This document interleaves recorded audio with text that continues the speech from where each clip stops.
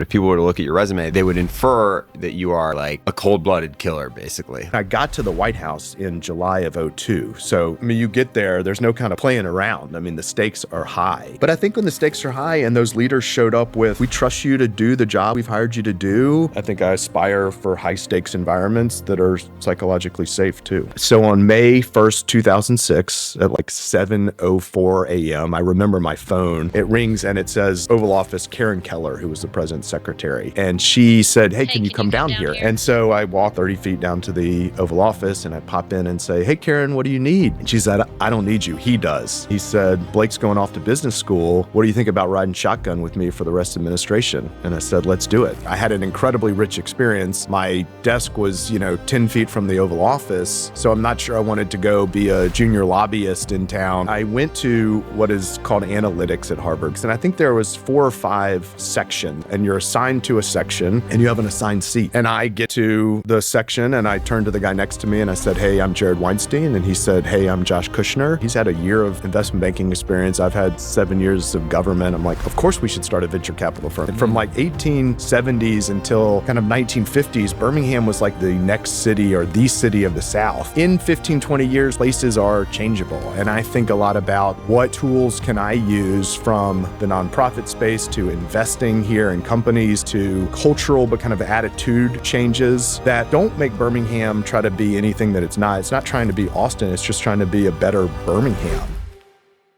Welcome to Dialectic, episode 44 with Jared Weinstein. Jared's work spans technology, business, government, investing, and community impact. And he's made stops across Washington, D.C., where he was the personal aide to President Bush, San Francisco, where he worked early with the team at Palantir, and New York, where he spent over a decade building the now legendary VC firm Thrive Capital. These days, he's focused on Overton, where he's seeding new investment managers, backing high conviction entrepreneurs, and working with myriad folks shaping the future of Birmingham, Alabama, the place he grew up. You might guess from his resume that Jared is a very serious dude, and I think he's certainly someone who rises to the occasion, especially in moments of crisis. I think anyone who knows Jared well, and I've been fortunate to have gotten to know him a bit over the past year, would tell you that he is just absolutely full of humanity.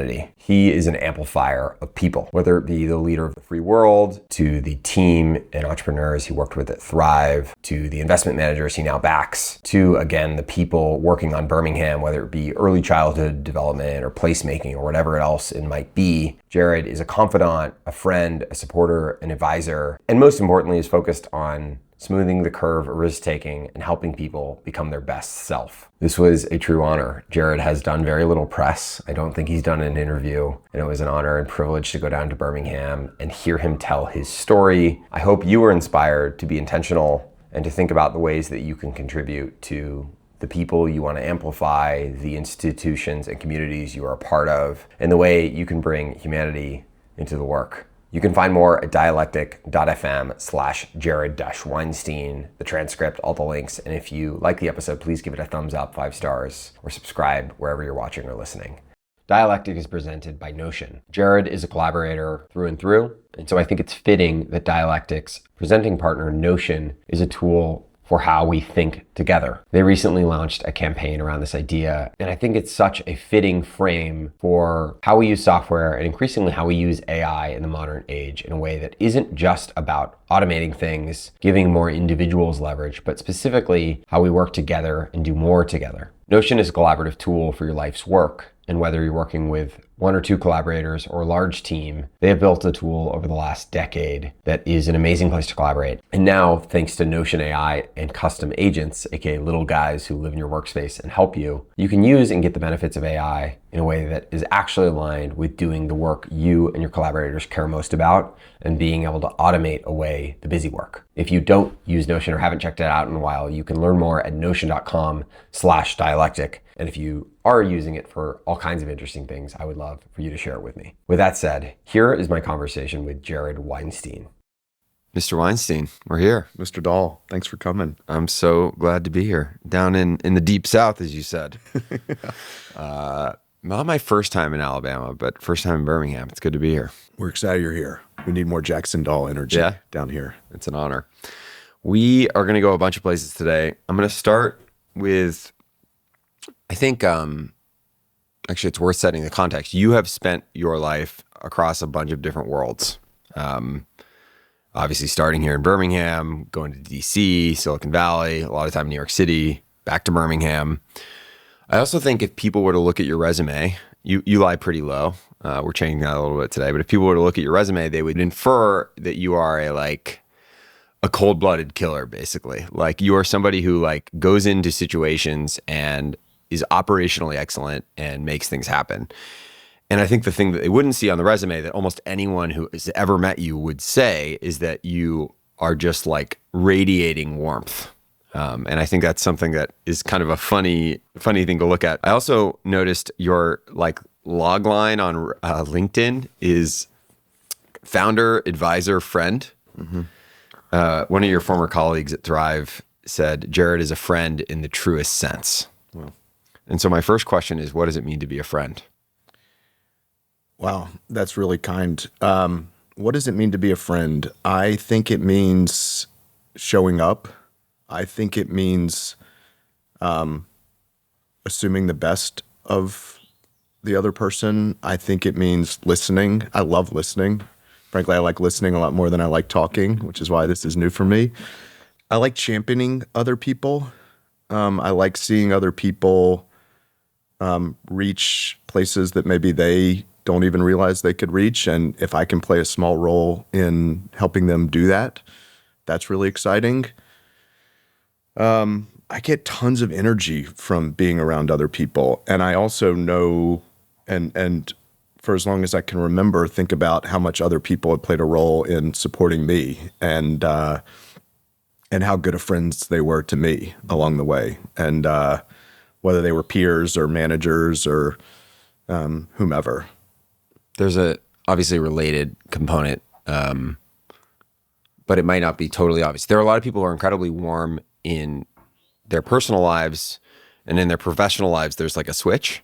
And I don't mean to say like, I think again, as we'll talk about, you certainly know how to get serious when things need to be serious, but you seem to bring a deep amount of humanity into work, whether it be again in the civic kind of political realm or in all the work you do here in Birmingham, and certainly everyone you talk to at Thrive about Jared Weinstein, that is a common thread. And so I'm curious how you think about that, maybe where that comes from.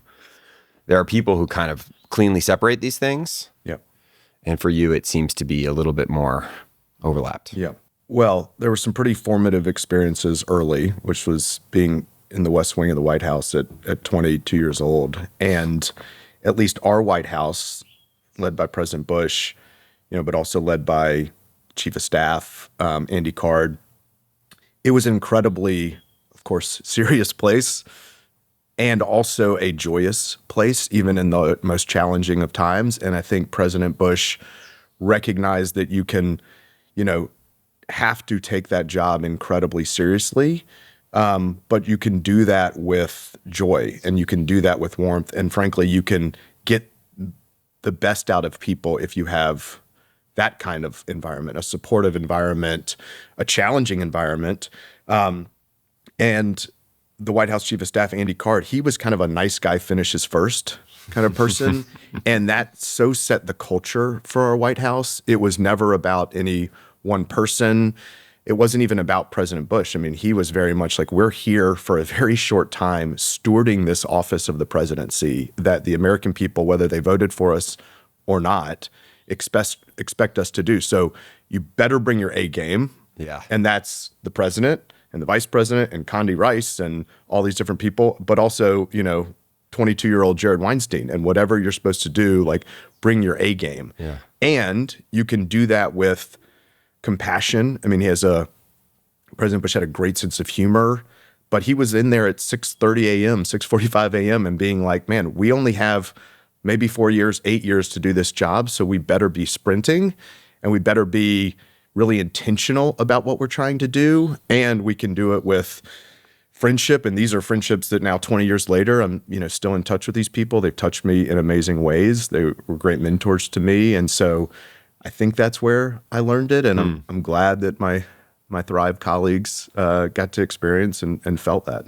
Yeah, it's interesting. I think there's default, like the XY axis of seriousness and camaraderie or whatever, family vibe or any of those types of things, even joy, to use your word, those two things don't tend to be correlated. There's a certain kind of feeling that like as the stakes rise, like we all have to like become more robotic. Yeah, I Shift it the other way. I get it. I think there's cultures. I imagine a lot of my buddies who maybe started their career in the intense New York City hierarchy of banking. It was a taught behavior, and it's not obvious to me that it works. I think it can, in the short run, get stuff out of you. It's probably like a dirty fuel kind of orientation, but in the long run, and in kind of multi-decade organizational and culture building, it doesn't feel like something that's going to be long-term sustainable or long-term excellence. Let's start with the beginning, though. I'm curious, like you're in college at Duke and you decide to work on a political campaign. I don't know if it was different then compared to today, but it doesn't seem like most smart, ambitious people are like jumping to go work on government. And so I'm curious, and maybe it was slightly different on the campaign versus eventually going to actually work in the White House, but I'm curious what drew you to that in the first place. Sure. So I got to Duke in 1998, and I learned two things right away. One is there's a sport with a stick with a basket on the end that all the cool guys played, which was not a big sport in the Southeast. I also learned that in order to be successful in life, you left Duke and you worked for these two guys named Goldman and Sachs. And if you didn't work for them, like your life was kind of over. And I was willing to sign up for that. And I actually thought that I would need to go work for Goldman Sachs or somewhere like that after my junior year, but I was a public policy major, and that required an internship to fulfill the major. And so I needed to get that done after my sophomore year. And I went to the intern coordinator and said, could I go work for the Bush campaign? Her face changed a little bit and said, I'm not totally sure why you would want to do that. She may have used different words. Yeah. And said, but yeah, if you get there, we'll give you credit for your internship. And so I started, I think, in October of my sophomore year, cold calling down to Austin, Texas. I didn't know people. But something about him and what he was standing for just kind of spoke to me. I wasn't deeply involved in politics. I think there was an aspect of his career that had spanned both business sector prior to going to be governor, that whether he was Republican or Democrat at the time, that kind of career, I think, interested me. And so I was a bit compelled by him. Austin, Texas sounded like a fun place to go, maybe spend a little bit of time.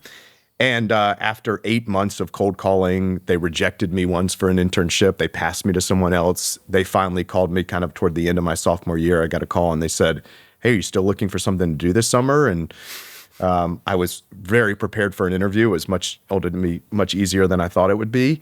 And they said, when can you be here? And I said, I think I can be there in 48 hours and I'll drive overnight. You need a body, basically. And I got there. I thought I would stuff envelopes for the summer and put up bumper stickers and yard signs. And fortunately, I think really by chance, they put me into a really neat office on the campaign. Karl Rove, the president's kind of strategist, and I was the low man on the totem pole.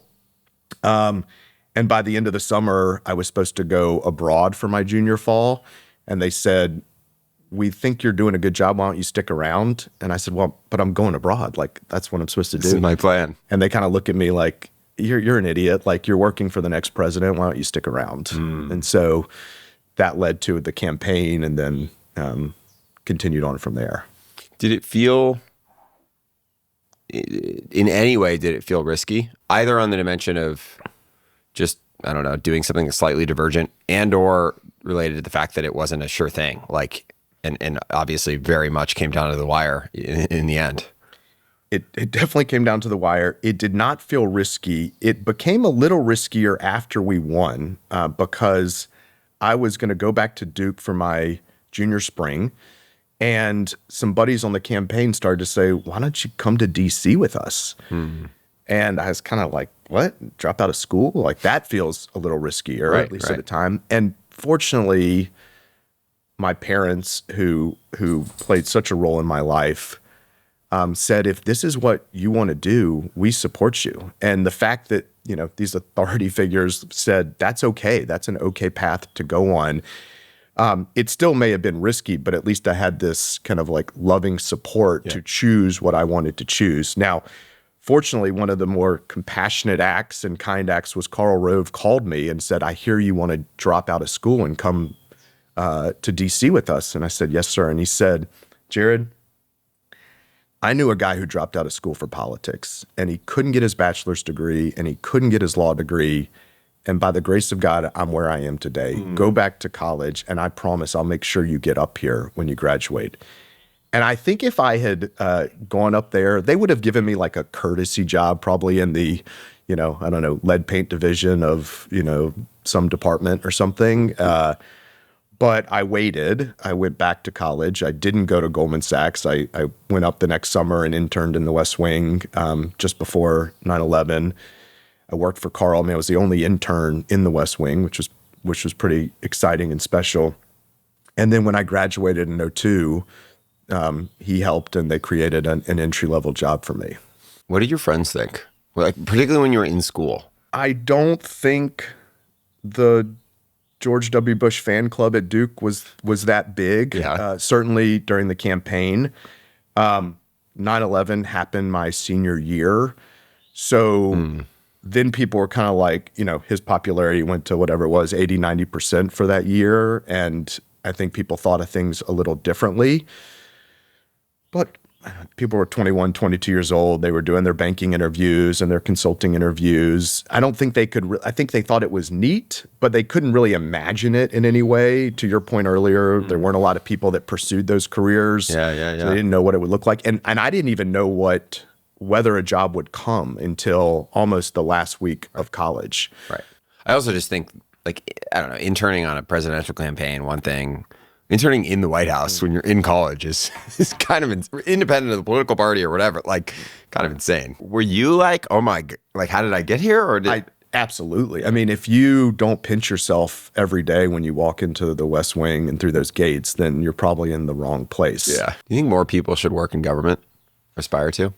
Absolutely. I think that we have a really special thing here in our country, and it's not perfect. It hasn't been perfect ever, but we aspire for it to be great, and it has done a lot of amazing things. And I don't think that's necessarily kind of like predestined to continue. And it's kind of, I think the words like for the people, by the people, of the people kind of get like lost as this like no big, and there's a lot of countries though where it's not of the people. And so we actually have a pretty fortunate thing here.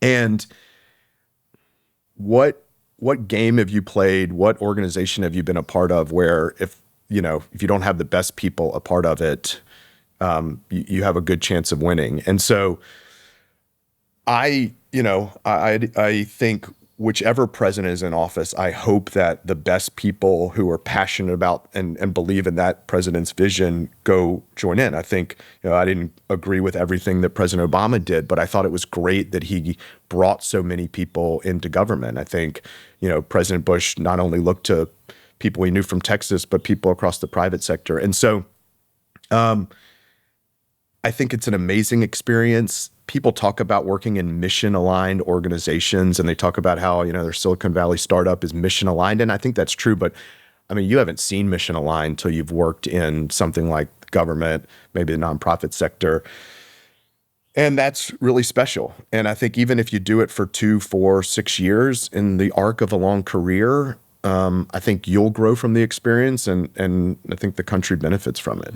You started to talk about it. Your first job, I think, was working on effectively in like scheduling. When you found that out, how did you feel? Yeah, well, it's not the thing that draws most people to government. And I got a call of kind of a few weeks or so before graduation, and they said, Jared, we have an opportunity we want to talk to you about. Oh, is it national security or economic policy or what's it going to be? And they said a scheduling office. And like, what a scheduling office. Like, am I going to be responding to, wedding and bar mitzvah invitations from around the country? I think they knew what they were doing. And there's no more kind of precious resource at the White House than the president's time. I mean, there are so many issues that the president could be spending time on, but he needs to be spending time on the most important thing. And really what the scheduling office is working to ensure that his very finite time is spent on the most important things. And so the way it worked is we would get all the requests from across the White House for the president's time, and then we'd work with the chief of staff. And so I very quickly got to see what was important. Not everyone at the White House really worked across his schedule. They'd work on their narrow issue. And I was seeing that, okay, we're putting this on the schedule or that on the schedule. And so you kind of see what the priority list is. You see maybe who has more power and relevancy at the White House based on getting things on the calendar. And so it was really helpful in learning kind of how the whole White House worked and what mattered. And really the kind of probably the early days of my, to the extent I have this operational execution thing that you cited, I think that was very much the early days of it. Yeah, it's kind of an amazing way to get a bird's eye view from like the bottom. Totally. Kind of in a way that might be unexpected. What do you think? Have you spent much time thinking about like what you did or what you showed when you were working on the campaign that not only had them excited to bring you back, but led to that seat, to the extent they were thinking about what that seat meant?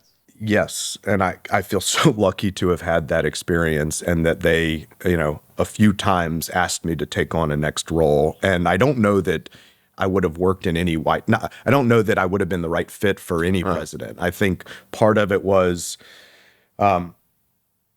I was never the smartest kid growing up. I was smart enough. I think I was a very hard worker. And as early as the campaign, I kind of knew, and even had bosses that told me stories of how they had been the early person into the office. And so I knew I could work really hard.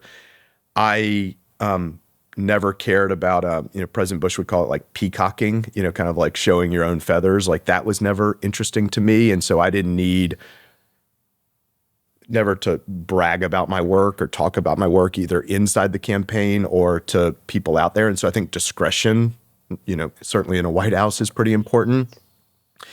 I think whatever judgment a young 22-year-old can show around the job that they're tasked to do, I think I had pretty good judgment.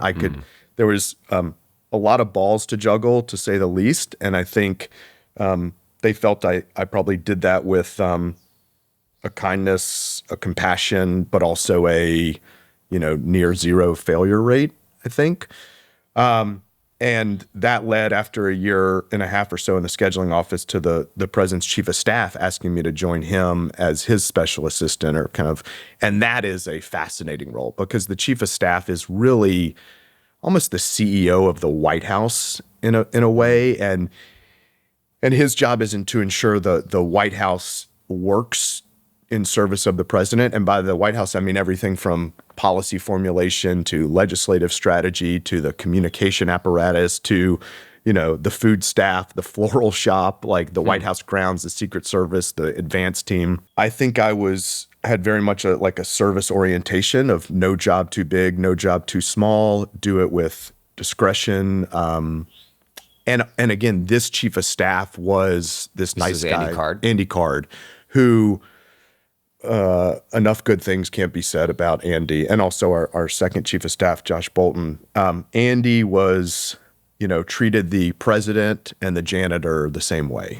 And Andy had worked in other White Houses. I think he had seen where internal politics didn't serve White Houses particularly well. And so he was very much a, kind of one team, one dream chief of staff. He was very much I'm here to make sure other people are successful, maybe kind of like the first glue guy I experienced in many ways. And, he was first to the White House in the morning, so I had to beat him into the White House to be ready. What time did you show up? I targeted 5 a.m., which was the alarm went off at 4:12 a.m. And someone asked me one time, like, why 4:12? It's such a particular time. And I said, well, 4:10 was too early. I got 2 more minutes of sleep, and if I waited till 4:15, I wouldn't be there at 5. And Starbucks wasn't open. I had to stop at the 7-Eleven for a good 7-Eleven coffee. How much would you sleep? My guess is I kind of like got in bed around 11:30 or so, 11:30, and kind of popped up. And Matthew Walker wasn't pleased with this strategy. Right. No. Sleep was not 22 optimized. is for. You're totally do it. When, at what point because presumably you're working on the campaign, that's one thing, you're an intern, whatever. When did the like radical stakes and radical pressure first, like most people get paralyzed when there is high stakes, let alone crisis. Talk to anybody who's spent time with you, and I think like one of the things they say is that Jared is a riser. I have to imagine a huge part of that was how you started your career, but I'm curious like what that was like initially and kind of like navigating that when you're 22 and just trying to succeed in your first job, but also there isn't room for failure. Right. And right, there's other environments. Silicon Valley, failure is the thing. DC, failure is not the thing. I think that I was so fortunate to just see a campaign, especially that was focused, that was not finger pointing, that was, campaign was a tight race with Vice President Gore. Things came up during the campaign of, crisis stories. Hey, we're going to deal with it, And so I think I just saw these, I don't know, quote, adults in the room.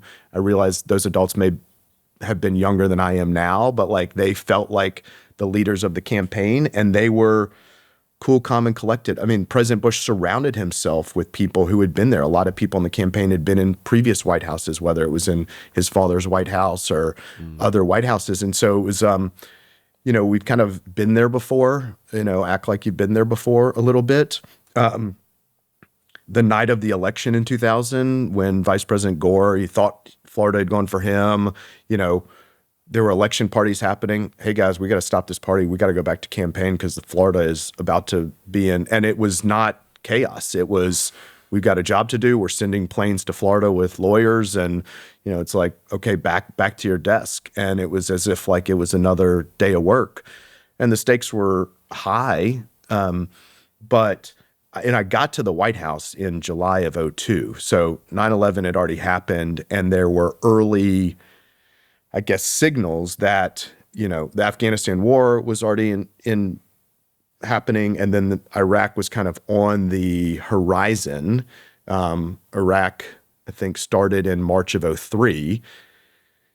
So, I mean, you get there's no kind of playing around. I mean, the stakes are high. And but I think when the stakes are high and those leaders showed up with, hey, we trust you to do the job we've hired you to do, they're kind. It's kind of, like a psychologically safe environment while still having high stakes. And I think I aspire for high stakes environments that are psychologically safe too. You mentioned the White House chief of staff being like the CEO. I guess the assumption there is that the president is like the CEO of the government. CEO of the government, like chairman of the White House. I mean, the president can't, he can't be so in the weeds operationally of everything the government does. The president doesn't decide what color to paint the, Navy ships. He doesn't choose everything. And so I think in many ways, the chief of staff's job is to ensure that the whole White House and the president is kind of like teed up to make decisions at the right time. And so if the legislative session is starting in a few months, are you going through a policy debate process around certain issues and having the cadence of meetings such that the decision is made not too early to where it becomes stale and not too late that it is kind of irrelevant? And so how do you ensure that whole thing works? And, the president puts the right people in place. I mean, he chooses the chief of staff and he chooses his national security advisor. And I think with the chief of staff, he's really looking for someone that makes the system work. To what extent is the White House as an organization like other companies or startups? Is it part of what maybe you were alluding to too is like, and maybe we'll get to this, is like the president maybe in some sense like doesn't do that much And what I mean by that is the president's job is almost explicitly, I would assume, like judgment and people.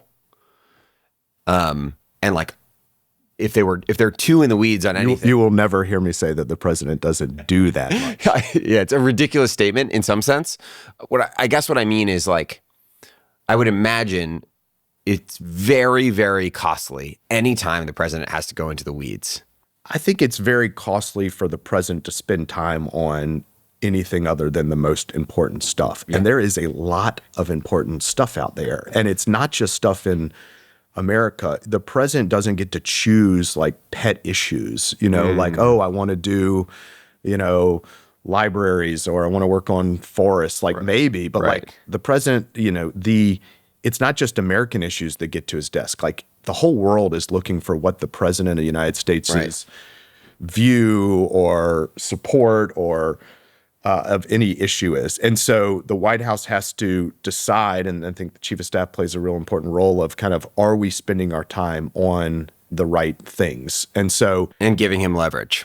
But the buck stops with him. I mean, the only two people voted on were him and the vice president, and really, it's the president. And so he has to make decisions. He was not let's throw people under the bus if things aren't going well, especially with staff. I mean, it was hard times, obviously. Like there were challenging times with foreign affairs and the wars. There were challenging times with his polls. I think more than the president had to remind us, like, don't focus on the polls. Don't focus on the editorial in the, newspaper that is critiquing me, written by a 26-year-old op-ed person. Like that's not the most important thing. It's are we operating from principles?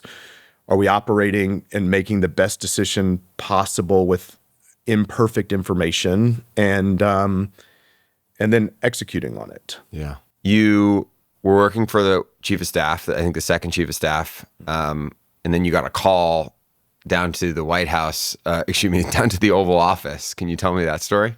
Sure. So I was the chief of staff's aide, and I was kind of the backup to the president's aide, who's was and is and remains a great friend of mine. So if he was ever sick, I would fill in. So the president kind of knew me. And this is what, like 2-3 years in? This is 3 years into being the chief of staff's aide.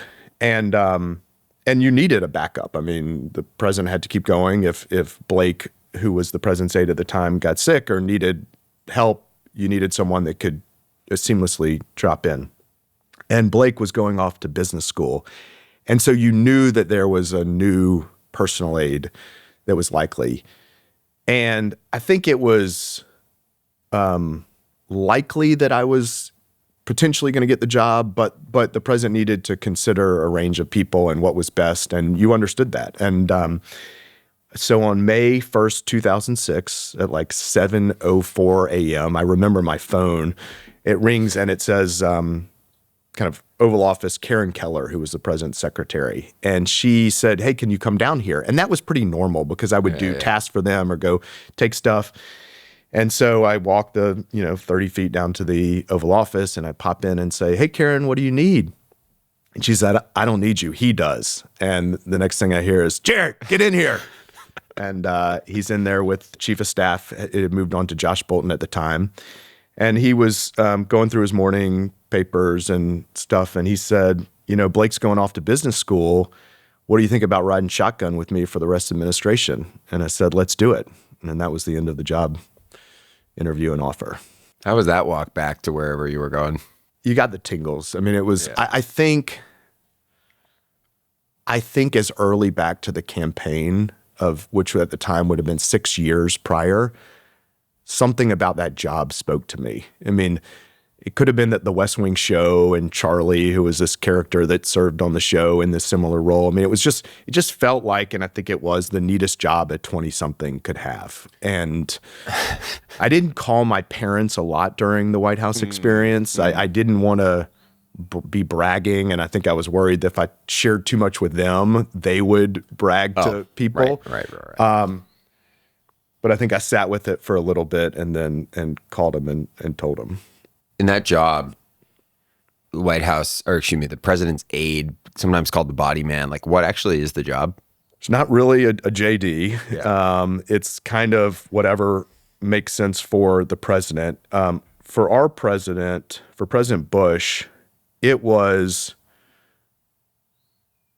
deeply understand his day, deeply understand the kind of details of the day, the movement of the president, and I can walk through what a day looked like, and also understand his preferences. I mean, you wanted him always operating at his best, and that didn't just mean, the biggest issues. It also means like, hey, from 6:45 a.m. when he gets into the Oval until he goes to bed, like, does he have the right information? Are the right people in there to brief him? He is famous for being a punctual, and by punctual, I mean 15 minutes early kind of person. And so we were always keeping things moving. He never wanted to be briefed with too much information. Like, Jared, why are you telling me this? And at the same time, you needed to give him just the right information for him to be successful. Yes. Yeah, you're feeding this like incredibly high stakes, super complicated machine, and just trying to no speed bumps. Oh gosh. And as the personal aide, you're trying to do this, being that he would always remind you, Jared, you're not the Secretary of State. You're not the, you are kind of here to help all of us be successful, and really like within earshot, out of camera shot was a bit of our personal aide motto. Stay behind the scenes and make it work. How much did you sleep when you had that job? About the same. About the same. I mean, I tried to get in by 5, and what that looked like was I would get a duplicate copy of his nightly briefing binder, and which meant his schedule, the briefing materials on his events, the memos that he would receive, whether those were policy time on tax policy or education policy, copies of his speeches, anything that he was receiving, I would get a duplicate copy, mainly to just have with me if he needed it. But I use that as I would consume it every morning, and I would start to think about, is this going to work for him? How was this day laid out? How was even the event laid out? Why did we do the press at the start of this meeting versus the end of this meeting? Why is, the Super Bowl champions are coming in? Why did we do this way? Just very minute. Keep the flow, basically. Keep the flow. And if I was in sync with him, I would have fired off a bunch of emails in the morning, asking people for clarification, maybe suggesting changes.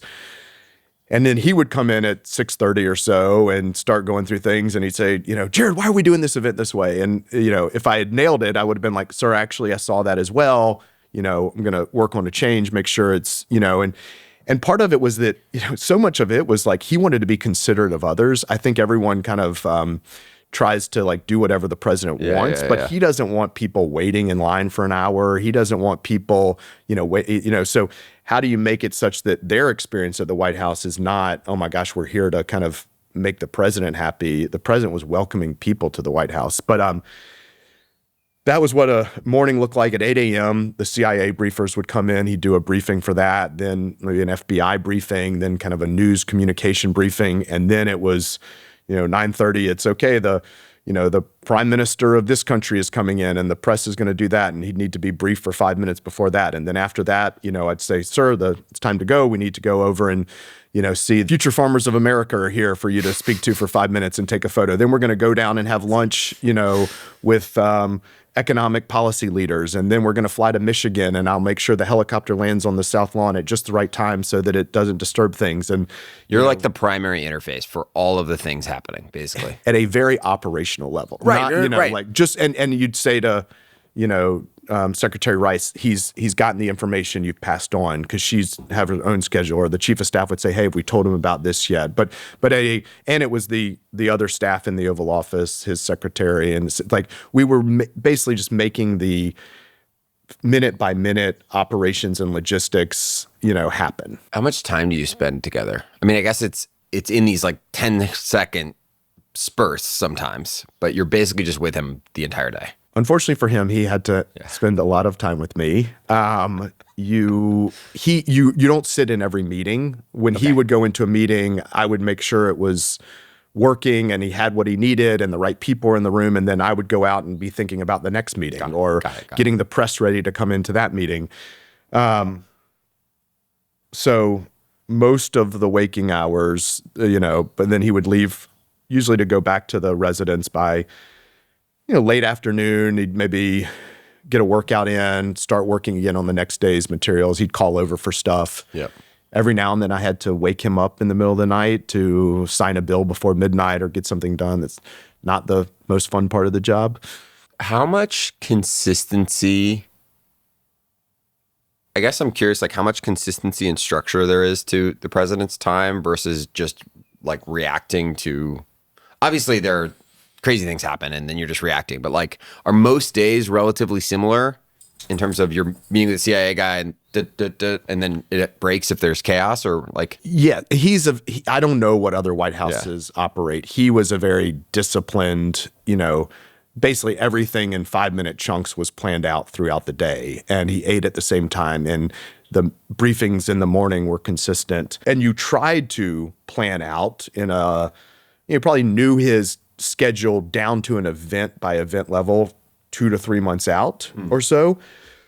And you knew the themes, like maybe a theme of a week could have been economic prosperity. So you're going to this factory in Ohio or Silicon Valley to talk about things. And so you knew the like themes, but I mean, so many things show up in the world that you have to be prepared for. And it's certainly there's the massive stuff. There's the 9/11 and there's the wars and there's the financial crisis, but even other stuff that just, a Supreme Court justice passes away. So you've got to be ready to nominate a new Supreme Court justice or, various mini, I don't want to call them crises because they don't feel like crises, but they're things that throw off your kind of planned schedule. You get very used to like Yeah. Totally. How much of his, like, maybe this is a dumb question, but like how many decisions is he making in a day? Like presumably all anybody ever wants is just like, what should we do? What should we do? What should we do? What should we do? Hopefully some of that's getting abstracted away. I think he's making the big decisions. Okay. He's certainly making decisions on, who's in his cabinet, who are not other kind of leadership roles across those agencies. They're recommending, we want to put in this person as the undersecretary for this issue.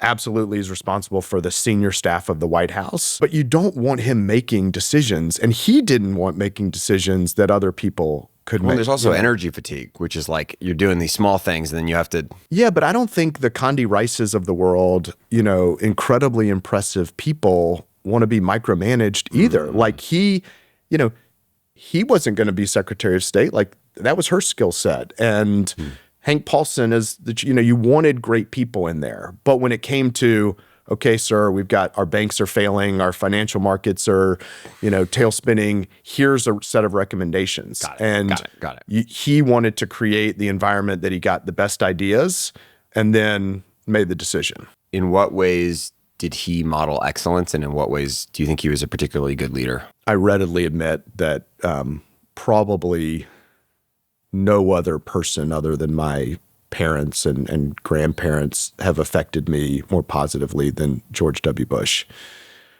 I'll come back to as a leader, but he is he's a great father to his daughters.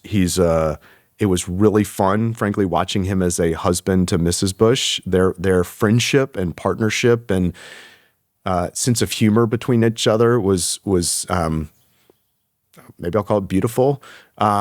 He was a great friend. I thought it was really neat. I'm pretty sure like he had dinner before he became president with the same friends that he had dinner with the day after he left the presidency. And he wasn't someone that needed to come to D.C. and, care about, being out of the restaurants all night. Like he kind of didn't sweat the small stuff and focused on the big things, which was his family, for him, his faith, and certainly this incredible responsibility that was given. As a leader, he was, I think, incredibly consistent. I knew what mattered to him. I knew what he was looking for. I knew what he wanted out of me and others. And so you kind of knew what the bar was. There was no guessing. No ambiguity. No ambiguity. He was. It's funny because I recognize that his public speaking maybe wasn't always his strong suit, and I think that was really unfortunate because that's how so many people saw him, and that can lead you to make assumptions about, intelligence or judgment or all this kind of stuff. And it's too bad. And I think as the White House staff, sometimes we put him in the wrong setup, behind a podium, saying words, giving a long speech. If you ever see him in like an environment where he's kind of just a general free-flowing fireside chat, I mean, not only everyone says, oh, he's funny or I want to have a beer with him. Sure, it is fun to be with him, but he is incredibly wise and sharp. And Secretary Rice used to say, I would get so prepared for my meetings with him, and I thought I would have every issue left and right dissected and understood. And I'd come in and I'd tell him, and he'd ask a question, and it was like, that's exactly the right question he should be asking at the right level. And so he's an incredibly acute question asker. In a way that's like intuitive? In a way that just gets to the heart of the issue. And it's kind of like, that's the thing that really matters. And I think that was a skill that I saw, I really admired. And it kind of, it also is really efficient. It doesn't waste a bunch of time talking about things that we don't need to be talking about. Right. And to do that in a way that is still motivating and inspiring to incredibly smart people who are in those rooms, who've now gone on to do amazing things in their career. So I think he is someone that people who worked for him only became fonder and fonder over time. It wasn't someone that, oh gosh, wow, I just want to work with him. And then you realize, no one's perfect. He's never claimed to be perfect. But you grew in admiration for him as you worked with him more. Based on your experience with him, do you have particularly, and maybe just an experience inside, do you have a model of what you think is important in a president that might be different from everyone kind of looking at it from the outside, or even just like what leads to success and actually doing the job? I think the culture of the White House really matters. I think that ensuring you have great people who can bring you their best recommendations and that you can have an environment. In that Oval Office, when the president, the vice president, everyone, that's an intimidating place. So can you ensure that you're getting... it's not getting filtered. Getting filtered, not having people come in, Mr. President, you look great today. That's a beautiful tie. Right. Sycophantic behavior doesn't help the White House and doesn't help the president make the best decisions. And so I think that really matters. I think it's why, as we were talking earlier, ensuring you get the best people willing to serve, if only for a short time, really matters. It needs to be a well-oiled machine. Because the president really, if the president is getting a decision that's like a 90-10 obvious decision, that's a bad use of the president's time. Other people can make that decision, cabinet secretaries or others. The president is really only getting the decisions that are 50-50, and that really smart people are making very good points on either way. And you just ultimately have to go with one. Wow. What do you think people get wrong about him? One, he's really a heart-led person. He is really compassionate. He's a bit of I'm a softie sometimes. He's a softie too. I think people created this frat guy image of him. I think he was a guy that was really well liked by both the frat crowd and the, more academic, nerdy crowd. He loves people and he loves seeing the best in people. I think they think that, again, as I said earlier, people are what a nice guy. I really want to have a beer with him. And the have a beer with him comment to me always, it felt like it was signaling for he's just a funny guy to be around. And I think it misses, again, how acute of a question asker. When it's business time, you snap into business time. Right. And it's not because it's in his best interest. It's Jared, this is the United States people we're talking about here. This is serious. And so I don't think people fully appreciated that. Because ultimately our White House, which again, you can debate, and he talks often about like, I'm going to be long gone by the time they figure me out, and so I can't worry about the popularity thing. But he, you have to make really good decisions, and he's responsible and put in place the apparatus to have the information to make, all those decisions. And I think history will look fonder and fonder on him. Obviously related, maybe a similar answer, but I'm curious what you hope he is remembered for. I think I hope he is remembered for, kind of who he truly is. I think he's he loves our country. He happened to be president at one of the kind of most unimaginable attacks in our homeland that really changed how we think about security and things coming to our shores.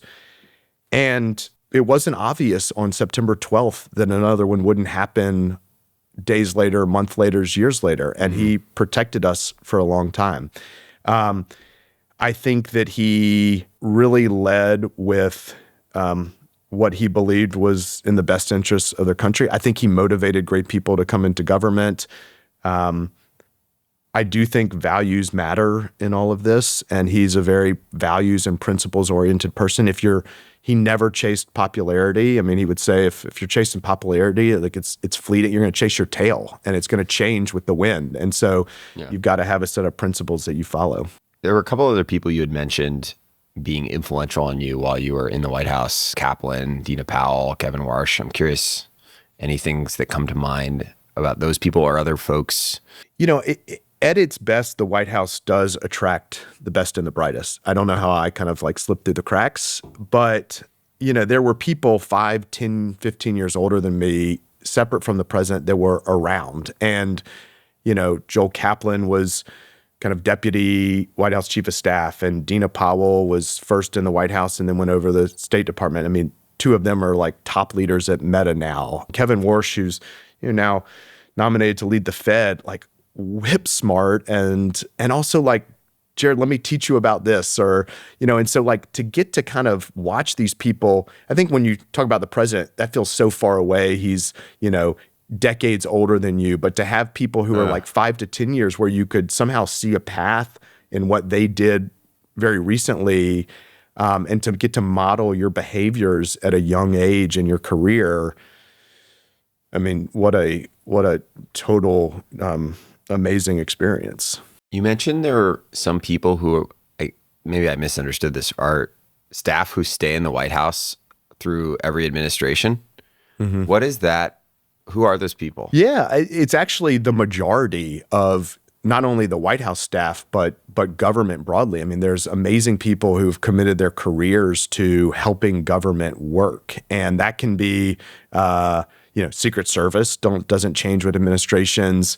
A lot of national security people don't change. I mean, you don't want like, the people providing you information on what's going on in North Korea are kind of like political. Right. You add political leadership, and that comes and goes. But you want people who, again, it is an organization, it is a machine, it is a company, and that needs to keep working. And so I've been back there a few times since, and I'll sometimes see, people that, again, Secret Service or other people, and they're like, what are you doing? It's great to see you. What are you doing back here? And it's kind of a really nice thing that, like, despite administrations, there is a set of people that are keeping the machine kind of going as new leaders come in. You mentioned the word political. People outside of politics use political with a negative connotation. I'm curious, particularly maybe in the context of like, since the White House, you've mostly been in the business world. To what extent that word can be positive? Is there a time when being political in business is useful? Yeah. Well, it's funny. People said, you think you'll go back to politics or something. And I didn't feel like, I felt politics was like the campaign.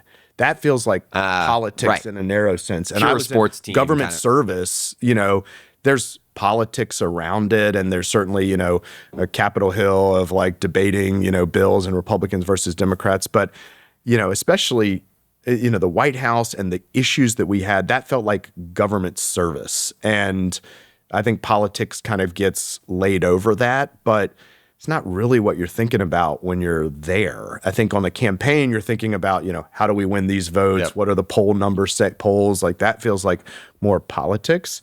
And I think that it probably pushes people away because they think it's all about that. And I'm not naive. I mean, that is in many ways the sport of aspects of DC.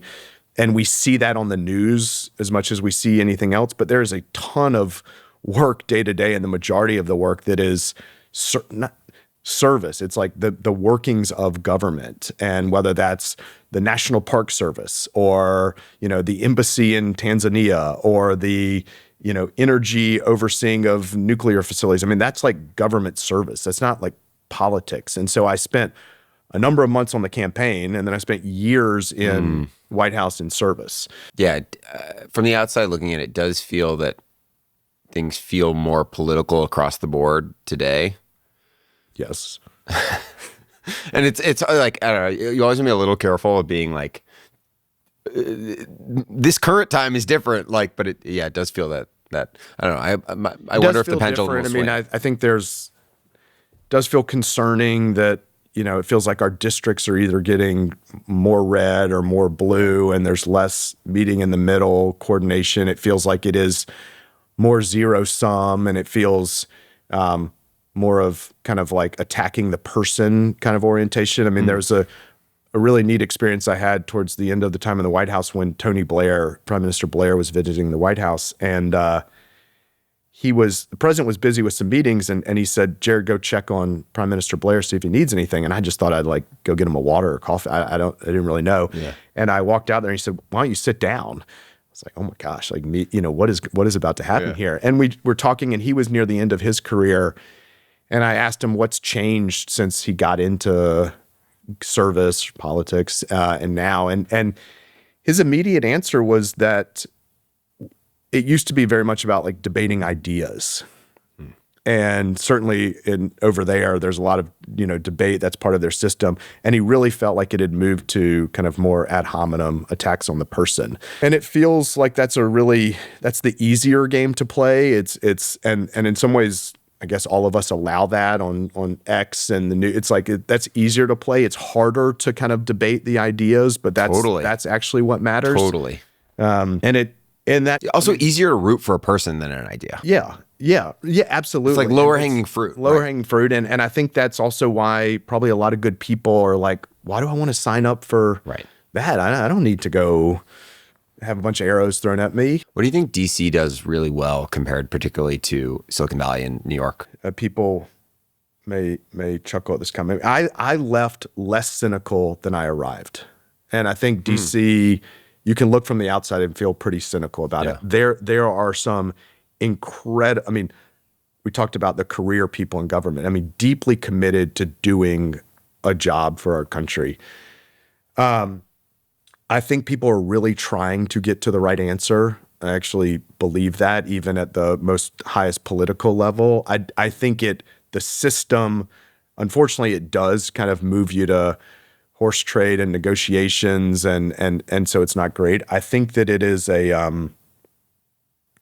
really mission aligned. I think the other markets that I've lived in, there's ambition in New York and excitement, and there's certainly a future looking frontier in Silicon Valley, but mission alignment is real in DC. Yeah, people would say that Silicon Valley is super mission aligned, but you've made that comment twice now that there's a different weight maybe to the. I do think that there are that great organizations in Silicon Valley have missions to them, and I think that is a positive force. In my time with Palantir, I saw what was a very hard software, data integration, analytics, but I think that company did help remind people that despite that work, there was an exciting mission behind it. But I just think it's a different level. And by the way, at the time, Silicon Valley, that I was in government and then left for the West Coast, the connectivity between Silicon Valley and DC, it was speaking different languages. Whereas now, obviously, there's increasing, in an exciting way, there's more connectivity. You worked for the president briefly post White House. Correct. And then you decided to go to business school. Correct. Before we get into where you decided to go, I guess I'm curious, back to the theme of risk. What was going through your head at that point? What felt like the obvious choice? What was business school? Did it feel risky? Did it feel like you had to kind of go do something different? So the president was very much a sprint to the finish kind of leader. Okay. And, I and a lot of us were committed. I mean, we had the financial crisis. We had wars going on. We were sprinting to January 20th, 2009. And not only were we sprinting to the end, we were also really committed to setting up the White House for whomever became president, ultimately President Obama. So it was all hands on deck until the last day. And January 20th came. I was the last person in the Oval Office with him on January 20th, 2009, when President Obama was getting inaugurated in. And we went up to Capitol Hill and then flew back to Texas that day. And everything was gone from Texas. All of the, the military trailers and the Situation Room down there. And it was like, I think I stayed in a motel that night versus what I would have stayed in when he was president. I mean, what was really fascinating is that day that President Obama, and at 12 o'clock when he's sworn in, President Bush was president until 11:59. I was his personal aide. And right at 12 o'clock, noon, my BlackBerry stopped working. It's like they just switch over to the new administration. So crazy. It was fascinating. And timing was really interesting because the next day, I think the 21st and the 22nd, the business school notifications came out. And it was almost kind of like your next chapter was starting. But notifications like admittance? Admittance. So you had already applied? I had applied in the fall of 2008. I actually remember I went into the president's cabin on Air Force One and said, it was probably August or September, and said, "Sir, I'm thinking about business school." And I think he's like, "Yeah, you want me to write a recommendation for you?" And I said, "Well, if you're open to that, I'd be honored and would mean a lot." It probably helps.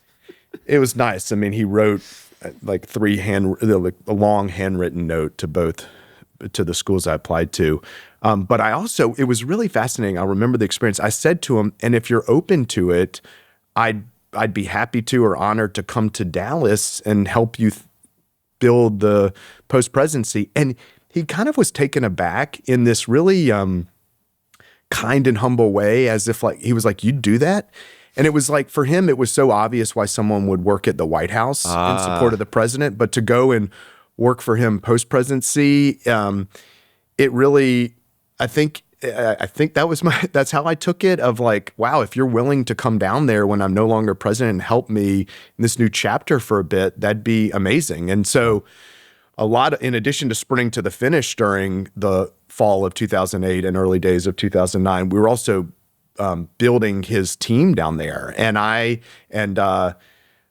mentioned Blake Gottesman, his prior aide. He had gone off to business school and then actually came back to the White House for the last few months of the administration. And he and I teamed up to think about the Dallas office and his post-presidency office. And so I was thinking about people in the White House that could come down there, and people that the president probably knew or had seen around the White House but didn't know well. And I said, well, this person could be your assistant, or this person could be your chief of staff, or chief. And that was really fun. That was kind of my first org building experience in many ways. And so it was really neat because we got to Dallas, and he knew the president appreciated me, but he knew me as like his personal aide. And then we get to Dallas, and like the Condi Rices are gone, and the Karl Roves and the Hank Paulsons, and he's like, I got Jared who's going to figure this out, and Blake's going to figure this out for me. It's like, gosh, like how the mighty have fallen. Like, he has to rely on us. But we built a really good team down there. And we also started thinking about what this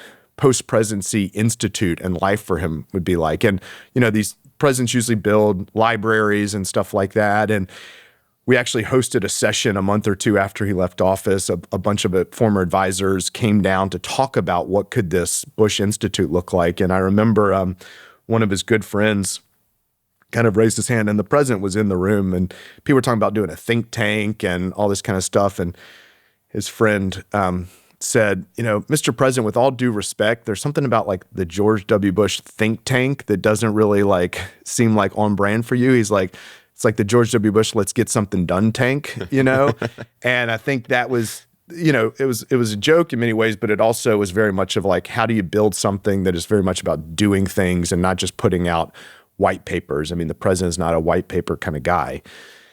And so that was this incredible 6 months and a really new relationship that I developed with him. And I'm really glad I did it. And it changed, I think, my friendship with him.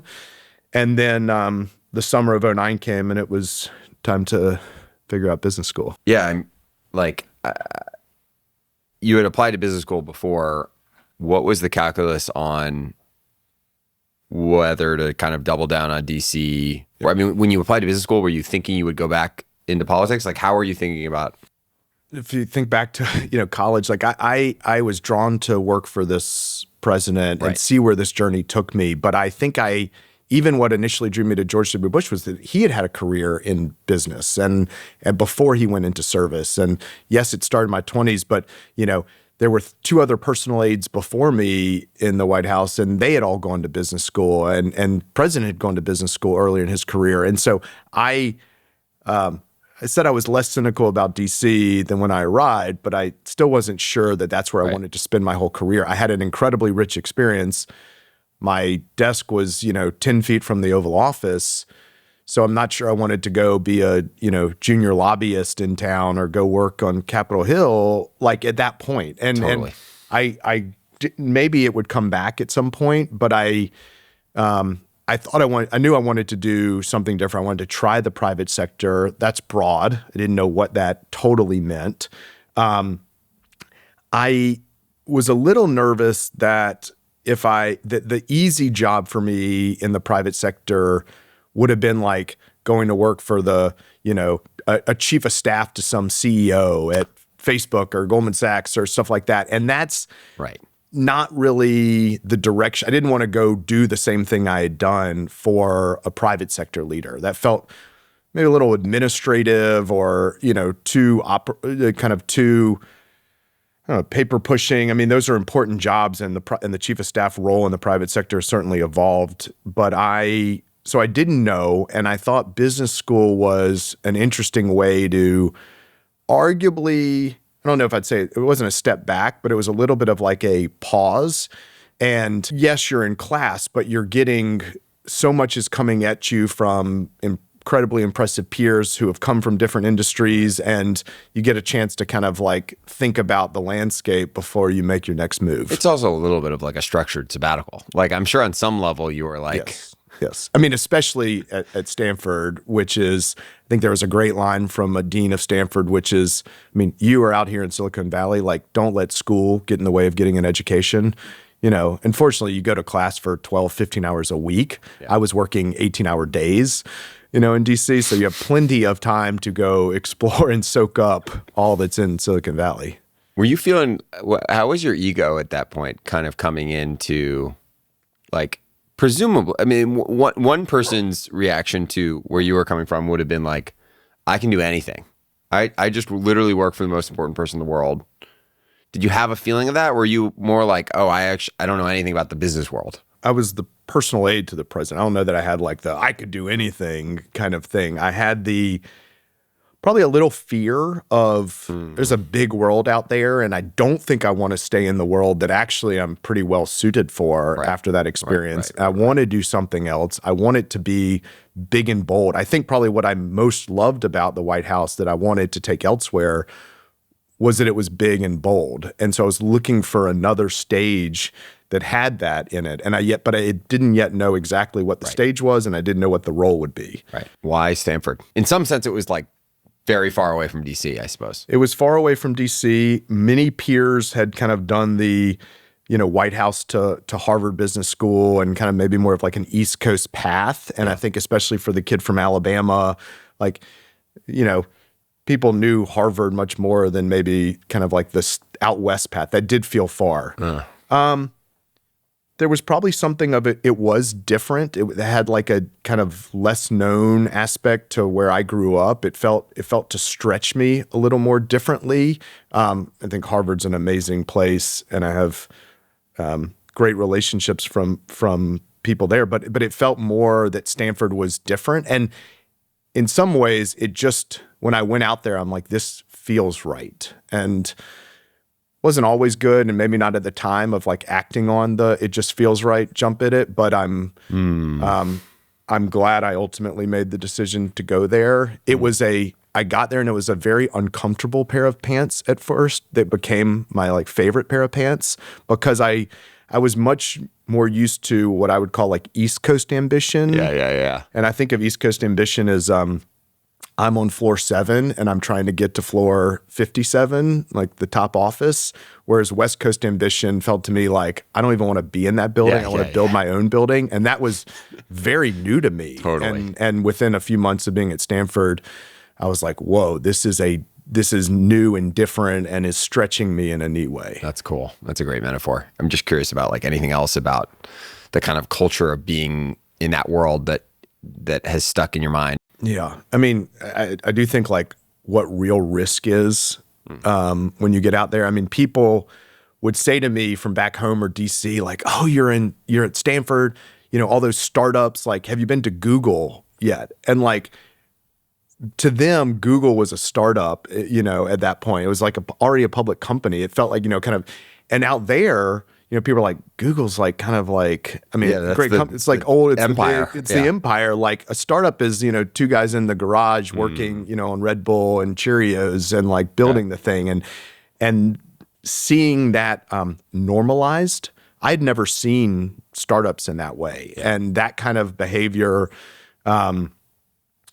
it's pretty cool to be on your 3rd startup and 2 have failed, and so like that's not a failure out west. And total, the least DC thing ever. That was a total new thing. I mean, even in New York, it feels like to be a failed hedge fund manager isn't a particularly championed thing. Right. What drew you, or how did you kind of end up falling into the Palantir situation, and what was unique or special about those guys? Yeah, I had a classmate. We became friends, a guy named Steve Laughlin, who's now an Excel partner. He started a company called Relate IQ after business school. And I think he heard my story. I wasn't really talking a lot about the White House when I got to Stanford, but he said, like, there's some guys I think you would enjoy meeting. And this was in a month or so of getting out to Stanford. And we had a dinner with Joe Lonsdale and Shyam Sankar. And I was like, man, I don't want to have anything to do with like, walking software through government. That's not interesting to me. That'll pigeonhole me almost. That'll pigeonhole. Like I just left that for the sole reason of coming out here. And they said, well, come by the headquarters. Let us tell you what we're doing. And then they said, will you map DC for us? And I was like, guys, I may be the best person to do this within like a half-a-mile radius of Palo Alto, but I'm not actually the best person. I've got a bunch of friends that probably would love to do this for you. So I introduced him to some people in DC that I thought could help, national security, congressional strategists, kind of lobbyists. And I think I forgot about it for a few months. And I think I ran into Shyam somewhere in Palo Alto, and he's like, Jared, those were incredibly helpful people. Like, you've got to come, let us tell you more about what we do, and maybe there's something you could be helpful on. So I said, okay, like, and I went there, and it's right in downtown Palo Alto. The headquarters of Palantir were at the time. And they were telling me not only more what they were doing in government and national security, but early days of some private sector work. And I was like, this is pretty interesting. And the timing was interesting because all the Bush administration people have actually gone off into the private sector, and they were now in big banks or pharmaceutical companies or different companies. And I was like, well, maybe we could just go do kind of a, here's what we do. Is this interesting to you? And it seems so obvious now, but the idea of a upstart data analytics, like that was not obvious. And it kind of got going, and Shyam said, we really should give you like a consulting contract. I was like, I don't need that. He's like, you can get stock options. And I was like, stock options, like we didn't even have bonuses in government, let alone like equity. So I didn't really know. I mean, now I'm glad I took the stock options, but and it was really neat because it was certainly like an engineering culture at its core. And that that was totally new to me. I mean, I had not been around that world at all. And I certainly hadn't been around the like, this is messy and it doesn't work perfectly well. Like there had been one government software project in my world at the White House. And it was like, a 17 months of contractor and all this kind of stuff. And Palantir building the stuff in days kind of stuff. Was there an element of like, this is like, how credible did you think? Like Thiel was involved, but maybe certainly not as high profile as he is now. Like, or were you just kind of like, this is just like, I don't know, there are startups, might as well help. Like, it was really interesting because we were making some interesting progress, and we would go to these banks, and I'd teed up some conversations, and then the banks, and we were doing some interesting work in the mortgage crisis times of helping Bank of America and JP Morgan work through. I mean, they had gotten into those banks, Palantir had, through security, because that's what they were known for. But security was a much smaller problem than their mortgage book. And if we could help with work on that. And, I remember we went down to LA for a meeting with, I think it was Countrywide, which Bank of America owned. And it was some engineers that I was friends with, and Sham and Karp. And then Michael Ovitz showed up. Found his way in, as always. And I'm like, and Michael Ovitz is someone I admired since I was a kid. And so I was like, whoa, like, what is going on here? But it was a little difficult for me because I didn't know how to assess Right, you didn't have software. a bar. I didn't have also. a bar. Right. I thought the people were incredibly sharp. There was a mission alignment, but it was also, I'm kind of like, am I selling or advocating for software, and like, is this stuff work? And I think the messiness of it is more a feature of Silicon Valley often than that was new for me to not have it be perfect day one. Totally.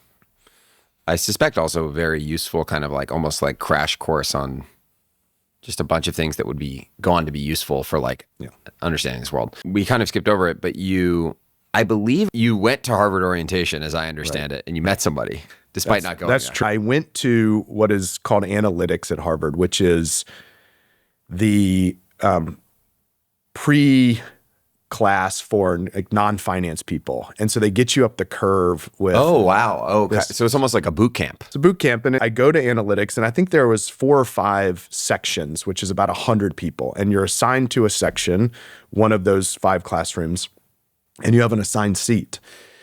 And I get to the section, and I turned to the guy next to me, and I said, "Hey, I'm Jared Weinstein." And he said, "Hey, I'm Josh Kushner." And he said, "What's your story?" And I said, "What's your story?" And, over a week, he became my buddy, my kind of like friend at analytics. And at the end, he may have taken it a little personally. I said, like, "I like you, you're great, but I'm going to go to Stanford." And I was like, and I think, he had been a quick career in banking, a year or two at Goldman, and then had come to business school, and I was coming for government. I think we connected. I think we were both big dreamers a little bit. I mean, I think I could see his ambition at an early age. I think he had seen my experience. There could have been something. I mean, we both come from, like Jewish immigrant families, different stories, but also just like we liked each other a little bit. But I said, like, I'm going to go to Stanford, we'll keep in touch. And I had no idea he wasn't really doing venture investing at the time. Right. And we kind of He was super young, right? Like he was like 24. He was 24. Yeah. He was 24. And in some sense, you were both kind of slightly abnormal in that you hadn't really worked in a real environment. And are you saying the White House wasn't a real environment? In some sense, yes. Like it wasn't normal, standard. The president doesn't do anything.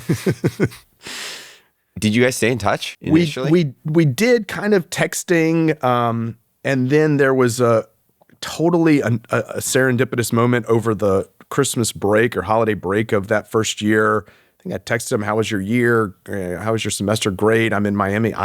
We happened to be that night at the same restaurant with our families, which was a lot of weird fate here. So weird. And we kind of, "Hey, how you doing?" And I think the next summer between our 2 years, I came to New York for his 25th birthday, and it was like a paintball tournament.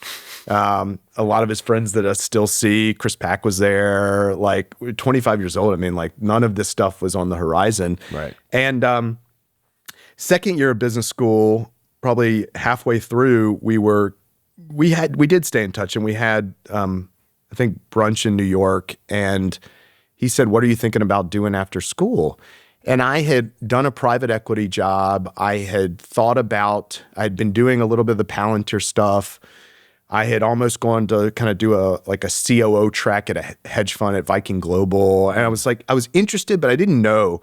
And we were kind of talking, and he said, I'm thinking about building a venture capital firm. Would you ever want to partner with me and do that? And I was like, he's had a year of investment banking experience. I've had 7 years of government. I'm like, of course we should start a venture capital firm. That's so obvious. But, he had some good reasons for doing it. He made a really compelling case of the opportunity to build a firm in New York. We talked about how we complemented each other with experience. And, I think maybe we didn't have any business starting a venture capital firm, but I don't think that is really the bar. It's like we wanted to do it, and we were ambitious and excited about doing it and passionate about doing it. And we stayed in touch over the next number of months. And he was talking about raising kind of this first institutional fund, and ultimately said this would be an exciting thing to do. Sounds like you and Josh knew each other relatively well, but not that well. What was special to you about him? And what do you think? He knew other people at Harvard.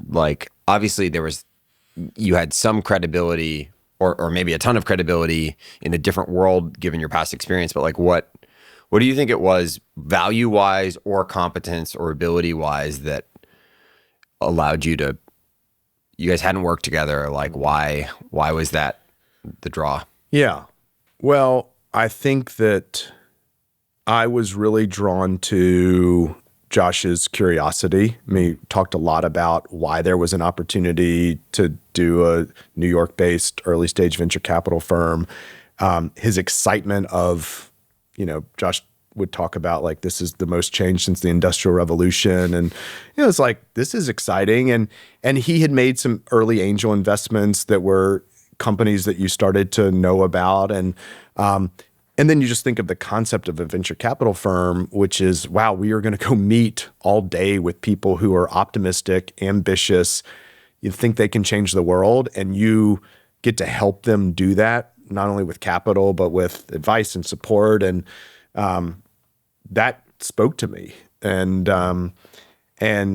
we started to have LP conversations, and that looked like that was going to work out. And so I think I saw, that he could set such a big ambition. He could bring other people along. He had other people. Chris was thinking about joining. Will Gabrick, who's incredibly sharp, was joining. And so there was something, both the excitement of it, the unknown of it was exciting to me. What he saw in me, you have to ask him. I think he saw someone that was, understood from the White House experience, the hard work, the trust, the managing, juggling tons of balls, the ability to build a real organization, which I'm so grateful we found each other and decided to do it. I think, I don't know how old Will is, but it was those guys were kind of kids. Was there an element of oh my gosh, am I getting in here with the rugrat? I mean, obviously not you were, I think you were probably 30. Mm-hmm. Or were there other people in your life who were this is what you're going to go do? Yeah, I think there were that sounds cute, start your own little venture capital firm. Also in New York, where there's no real venture capital firms. Yeah, I think there was a little of that. I think I ultimately had to, trust my instincts. I took some time to think about it, and Palantir was interesting, and I did stay involved with them for a number of years. But Thrive was exciting, and it was fast. I mean, it was very different, obviously, than the White House, but between Chris and Will and Josh, I mean, I think all four of us, it's wow, this is a committed, smart, driven group of people. Yeah. Let's see where this can go. It's interesting on the theme of risk, because in some sense you could say that the White House is the highest and I realize like for a lot of reasons it's different, but like in some sense, the highest pedigree thing you could imagine doing. Or at the very least, it is like consensusly like a place to be. And this was like the exact opposite. Yeah, it was at the time. I mean, and certainly our brand was below the radar for a long time too. But you didn't have any like there's a thing of like after you've had a little bit of success in your career, there's a little bit of like scarcity, I think, that can be tempting to have, which is just like, wow, I don't really want to climb down from this local maximum. Like, correct. And I got to parlay this thing into the next thing, lest I fall. And somehow and granted, it wasn't a straight line, but like, and you had gone to business school and there's Palantir, but like, that was in some sense, from the outside looking in, super, super risky, or at the very least, taking a huge step down to try something. It felt like a different step, not a step down. Yeah. It felt, I mean, I remember saying things like, gosh, in some ways I hit a grand slam with the White House. And my biggest fear is, I don't know what the next it could be, which was not knowing was scary. I think that Thrive, I saw the potential in it.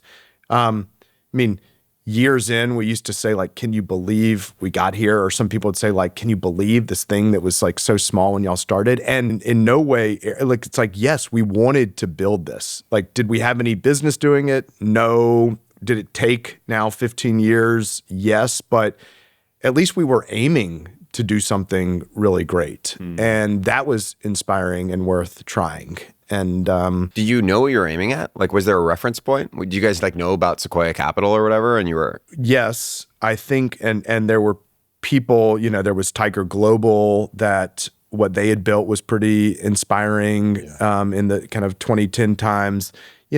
I think what one of the things we maybe got right was that we balanced ambition and doing something different with a ton of curiosity and admiration for those who had done it excellently before us. And so I had come from zero like finance world, and the only finance adjacency experience that had been at the White House in 2008 when it felt like, Wall Street was burning down, everything. And so it was a little bit of skeptical curiosity.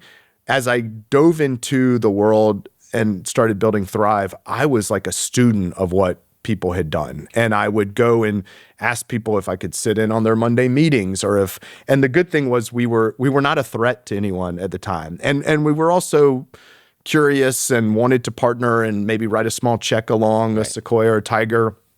And I'm really grateful that so many people, supported us along the way and let me learn from them. And really also to Josh's credit, it was that it is good to know those things and we can do things different. I think we balanced out those dynamics of the firm really well. Yeah, it takes a certain kind of conviction and self-knowledge to like know where to toe that line. Why was New York important, being in New York? I think that that was more of Josh believing that it was a market to start in. I think he knew the market. And Josh has seen a lot of things early and made good bets. And I think there was a feeling that there's this emerging ecosystem. And it was also exciting to see, back when software was more of a category versus what it is now, there were these kind of traditional industries getting enabled by software.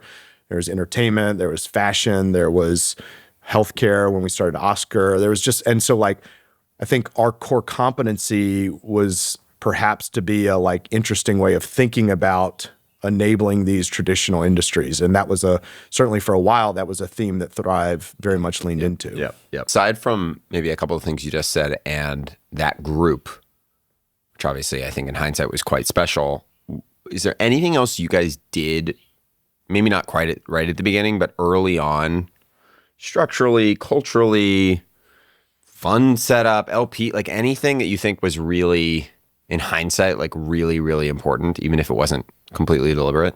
I think there were a number of things. No one outworked Josh or me. So the two top leaders were not advancing their career and thus kind of sitting back and letting other people do the work. And I think that was setting that goal, setting that example was really important. I think I refuse to ever use the word back office at Thrive. I never understood that as like a finance term, that there's like a investing team and then there's the back office. It seems so demeaning to me. And at the White House, we didn't have like the important people in the back office. Like we needed excellence. And so I wanted us to have the best investors, absolutely, but I wanted the best general counsel and I wanted the best CFO and I wanted the best receptionist. And I think bringing that intentionality to it, both of how we find great talent, but also at like a one team orientation was super important. I wanted the assistants, the executive assistants in the room as much as possible in the investment discussions, not because they would advance the discussion, but that they would then have better context of what we did and they could show up more. I mean, I think we had, great custodial staff and wonderful man named Ramon who made our office great. And you could say there's that great NASA story of like President Kennedy walking through the halls of NASA and he runs into a janitor and the guy asked him, what's he doing here? And the janitor says like, I'm working to put a man on the moon. It's like everyone plays a role in the mission. And I wanted that kind of culture there. I think Josh also always asked the kind of like, why do we have to do it this way? Like Josh was always good at questioning things. And I think, and also open to the answer of, well, this is why. And I think he trusted that I would drive that forward, or also like, let's think differently about things. One of the things that maybe I alluded to earlier, and that certainly comes up when you talk to some people about you, is your ability to work under pressure. I'm curious what it was like to go into another really high stakes environment, maybe post business school, but also like maybe like, was it just that any crisis or stakes just felt tame compared to what you'd done before? It's just you're riding on that forever. I think there's some of our the Thrive colleagues that would say, gosh, like you got to see crisis management Jared, and I'm just like, is this person leaving, when Will left for Stripe, like, is this really a crisis? Like, doesn't feel like a crisis based on, seeing what I saw at the White House. It's something different and unexpected that you have to manage. Yes. But going into kind of like panic mode never felt like the right strategy to effectively solve it. Or, I don't know, something happens with a company or an LP. It's just, okay, let's get grounded in what actually is going on here and what's the next step and the step after that. And the sun will come up tomorrow and let's go do something and kind of like a little bit of like self-trust of, hey, we got here and things will like, let's get back to our values a little bit. Let's get back to, it's never as bad as it looks. And maybe sometimes I'm never as good as it looks either, and I try to stay level-headed. Yeah. But I'm glad my colleagues enjoyed seeing me in that. It's funny. It's almost like when you've experienced a certain kind of pain, like other pain, but you only like the worst pain anyone's experienced to them is the worst possible. It's all relative. Yeah, I mean, when I got a call from the Situation Room in like 2000, I don't know, 6 or 7, and they said, can you track down the chief of staff? Like the vice president has shot somebody on that like hunting trip. And I was like, okay, that feels like something that is important to manage and to stay calm. And so some of the Thrive stuff felt not really like. When it comes to any kind of time-based intense period, do you have any advice on just like how to think about assuming you can sort of like I think what you were saying earlier about just like, okay, we've gotten here before, whatever, self-trust, confidence. What about the sort of tension between collecting information and seeing the room and seeing the kind of chips on the board and speed of action? Like, how do you calibrate that? Obviously, it depends so much on the situation. So much on the situation, and I think humans are capable of a lot of things, and we probably on the don't appreciate that. We probably like think it can be paralyzing and stuff like that, but you have to move forward, and you probably oftentimes have more information than you realize to take the action. And I'm probably guilty of that too in a number of cases. I think at times I try to capture all the information, and oftentimes when I look back, like the initial 80% was like, combination of that and your instinct, you could have acted. Yeah. Yeah. How important was, again, a little bit of a hazy word, but how important was like vision over the course of the period of building Thrive? And at what points did it was it something that was pretty incremental? Was it something that kind of like had slugs of periods of time and there was a first era and a second era?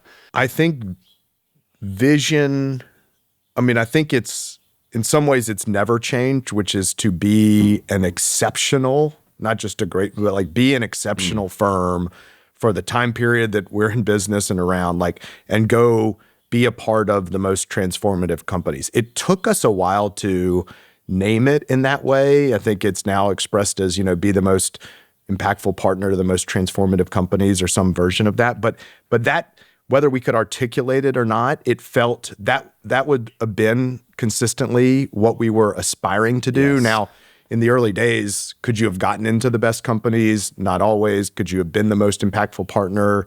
Not yet, but we were looking toward that.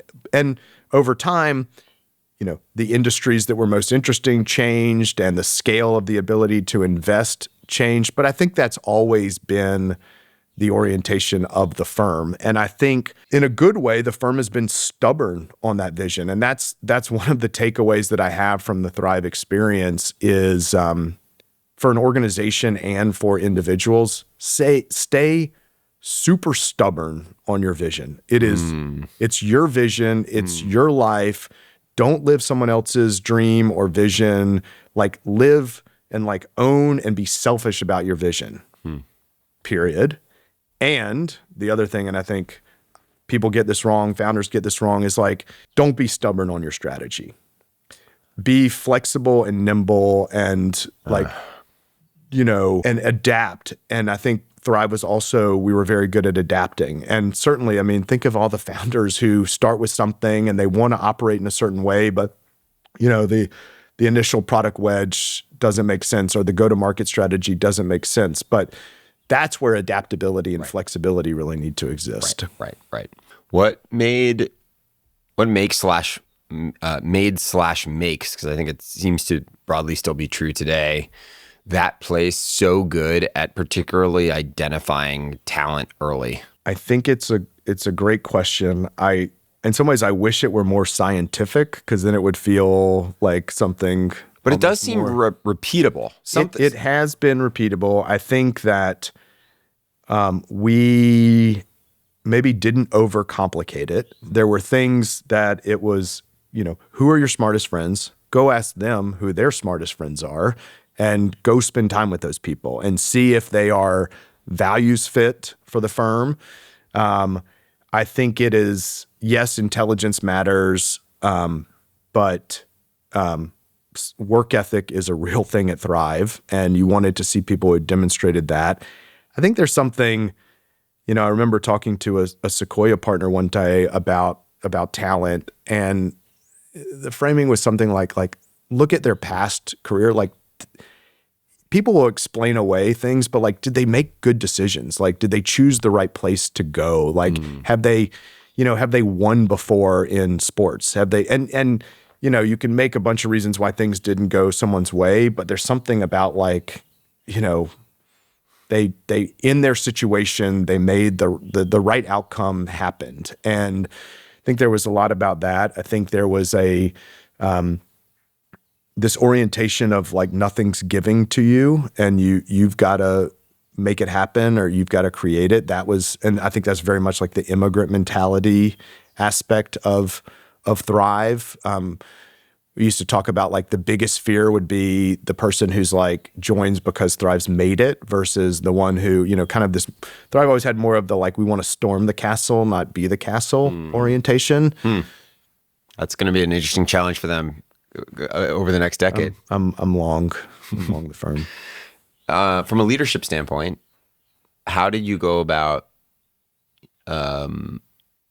maintaining that kind of like incredible rigor and high bar while bringing in this kind of warmth and humanity that we talked about earlier? Maybe even camaraderie. Yeah.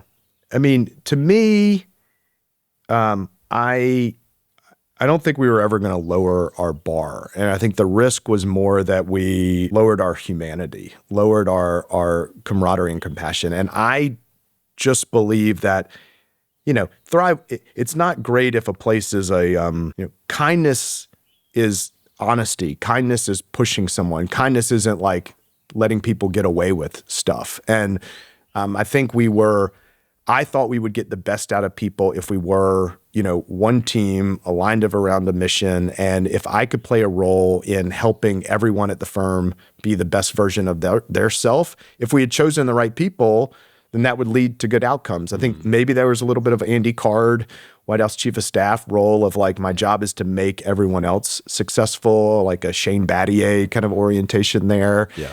And I think we did a good job with that. What was the Monday question? The Monday question was in an attempt to, take ourselves seriously, take our job seriously, but not always ourselves seriously, to that point on like our humanity. When COVID started and we were all on Zoom and in disparate places, and it became a little bit, monotonous and, kind of just giving updates, and it was exhausting. Very transactional almost. Very transactional, and it's like you miss being in the office with everybody. My thing was, let's ask a different question of the whole team to start off the Monday. And it was everything from, I think I even used years ago the Patrick O'Shaughnessy question, what's the kindest thing anyone at Thrive's ever done for you? I asked, what's your favorite pizza topping? I mean, there was silliness, there was funniness, but it was about like, let's just stay in the fact that we are people who like each other and need to know each other, and we're not in each other's lives as much as we had been when we were all in New York. And when we were 40, 50 people at that point, it took like 50 a while. people on a Zoom. I'm grateful that people leaned in. There was like at times some eye rolling, but I think even for the eye rollers, it was like, God, that was like great. And we used to ask people on their first day. I think this question has remained, despite Josh fighting the question. What's your favorite Girl Scout cookie? Like a ridiculous question, but like, come on, let's keep things light. And then there were other firms that would be like, I heard if you ask this Monday question, it feels like a great way to like keep the team engaged. I'm like, should I trademark the Monday question? The little things. Little things. In what ways did you guys use? And I guess this is leaders primarily, meaning you and Josh. Like, in what ways was some kind of healthy competition amongst the young stable of star investors? Like, was that a useful, like, what is the balance there? The venture capital is a weird thing in that it's obviously Thrive, as well as many other great firms, talk about how it's one firm, it's one team. In some ways, it's a little bit like a swim team, though, in that like there is I tried to fight that. Okay. I never wanted us to apply for the Midas list, for example, because I thought that we had all worked on deals, and maybe so-and-so had sourced it, and someone had supported on underwriting, and someone else had helped win it. And, we were always meeting and discussing deals, and it wasn't just in the Monday Man. We were getting on the phone at midnight, and we were, flying places as a group to go sell ourselves to people. And so I do think there was that. We didn't really focus on, I think it was more intuitive around performance. And we wanted everyone to feel like you have your path at Thrive. And everyone has come from different backgrounds, and they all have their trajectory and their path. Do not compare yourself to someone else. Now, these are competitive, ambitious young people. They will self-compare. You don't have to encourage them to do that. I think the people that succeeded at Thrive over the long term took the long view. And their goal wasn't to do a deal, in the first 6 months of being at the firm. It was, how do I learn what the strategy and the orientation and the way that this firm shows up? How do I learn how the more senior people underwrite and win deals, how they support companies? And if I can take my own intelligence and style and mold it with and meld it with that, I can ultimately then get my sea legs and go off and do my thing. And you think about people like, Kareem and Miles and Vince and Philip, like they started and they were willing to say, like, this is a great place for me to be. I've got a lot to learn. I've got a lot to bring also, and I'm going to play the long game. And I mean, look at how successful those guys have been. And all in pretty different, like individuated kind of flavors. Totally different flavors. Right. As a, again, very human-oriented, people-oriented person, I'm curious what your lens broadly is on great founders and great companies, and to what extent you can kind of understand or even underwrite an investment by understanding the people inside of a situation. As you said, like every investor has like a different flavor. And what I loved about my investing time at Thrive was the founders I got to back. And I think there's a lot of people say, you need 10 years before you know if you're any good at it or what you're good at. And as the firm scaled to more growth deals, I find myself also gravitated still towards early founders and being that first call, first partner. As I said earlier, I love listening. And I think in the early days, you be careful not to like dictate to a founder exactly what they should do and really listen and put yourself in that seat. There's a lot of great people who start businesses that don't work out. So I don't think it's only a founder thing. They have to make the right decisions on their business and their product. But a lot of mistakes we made at Thrive, all of us were probably choosing the wrong setup for a founder, and ultimately ideas are amazing. I love inspiring ideas and concepts and visions, but it's leaders who have to make them a reality. And thinking about, people talk about product market fit. There's also, founder opportunity fit in many ways. And thinking about, is this the right founder? And there's so many different kinds of founders out there. I mean, there are consistent things, the tenacity, the ability to I think learn and growth-oriented aspects, but then it's very dependent on the opportunity. There is a thread that I think is quite applicable to your time at Thrive, but I think broadly applies and certainly is relevant to the work you do today too, which is just, I mentioned it briefly earlier, like being a amplifier, also a confidant, also an advisor, like this role that you continue to find yourself in. I think a part of it that I want to get to is actually like the person situation fit, the self-knowledge that actually allows for somebody to flourish. But I think one place to start that came up as I was talking to people was the way that you seem to enter situations with a great amount of humility, and not in this sort of like whatever, woe is me or I'm low, but specifically like, what do I not know about this? What like knowledge, what context do I have to gain before I'm ready to kind of bring a point of view forward? And I'm curious to the extent you've identified that, like where you think it comes from. Is it a White House thing? Is it a Alabama thing? Is it a faith thing? Is it a family thing? Like, that's a really good question. I, maybe could be better served by having kind of blind confidence that I just know the path and just you'll figure it out.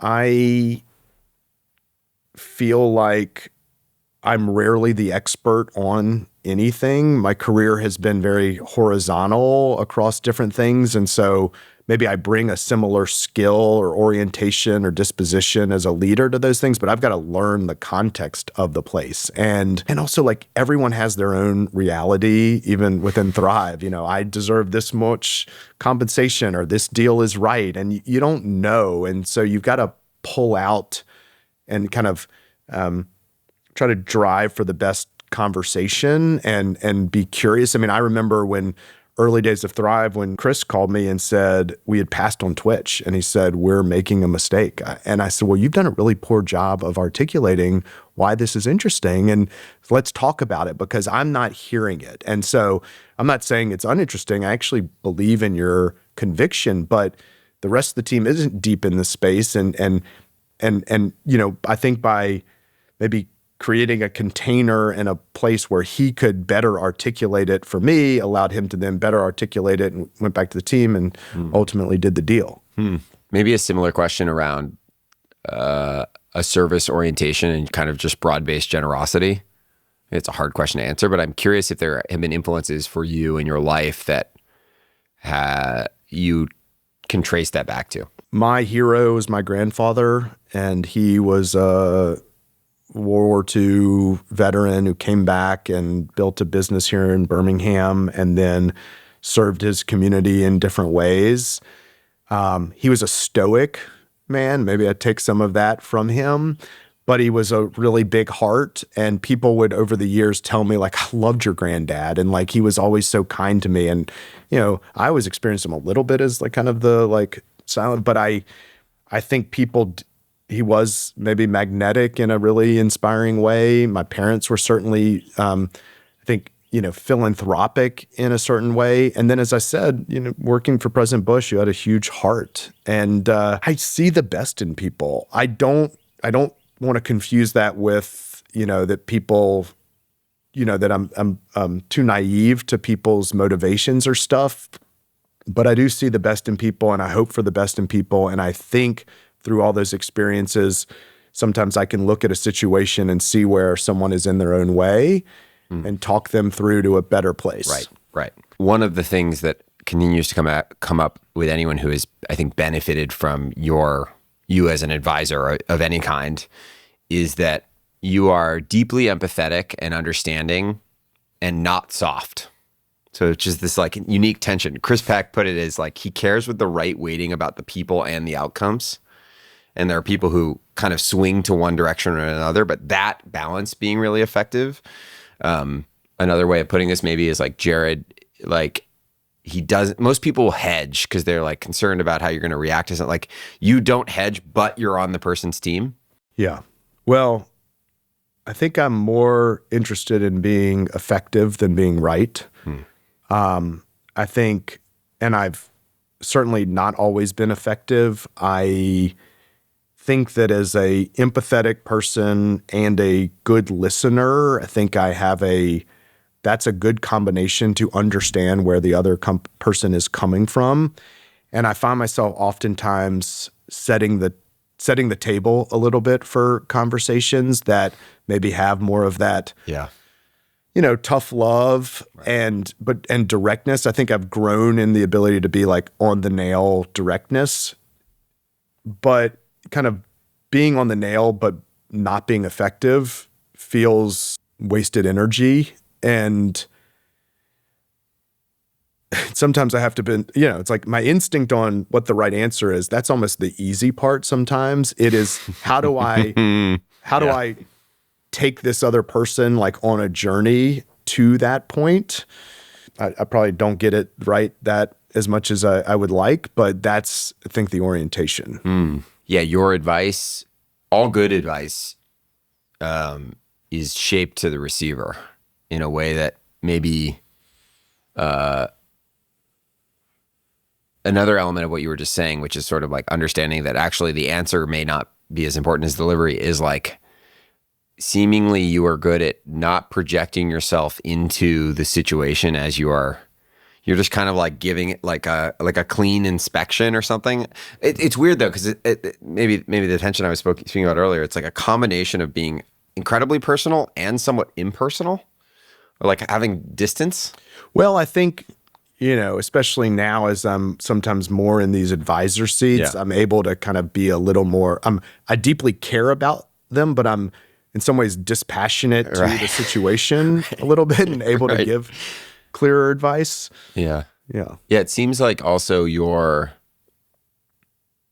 good at keeping people accountable to themselves in the sense that you're not pushing them in a direction. You're helping them not get in their own way on the way they actually already want to go. Yeah. I mean, one of the kindest things that when I step back from Thrive, Josh called me, and so we have something for you. And he had put together a book of letters from everyone on the team about, I don't know, the role I'd played or where I'd been most helpful.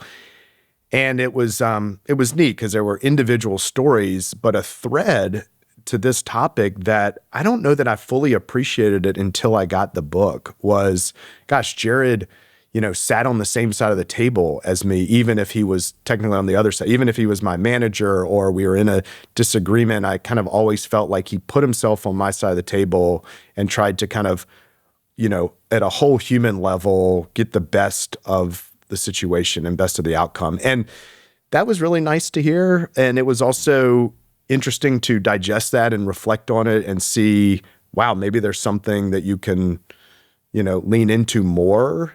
And that's meant a lot. I'm glad that people benefit from that and find that valuable. There's it's not maybe quite this, but it's sort of like a benefit of the doubt or something, or like taking people. It's what you said earlier. It's seeing the best in people, and then also saying like you can be better or something. Yes. Do you have any advice or thoughts on how most people really struggle with like saying the hard thing? Or like moving into conflict, in part because it is wrapped up in so many of these emotions? It is really hard.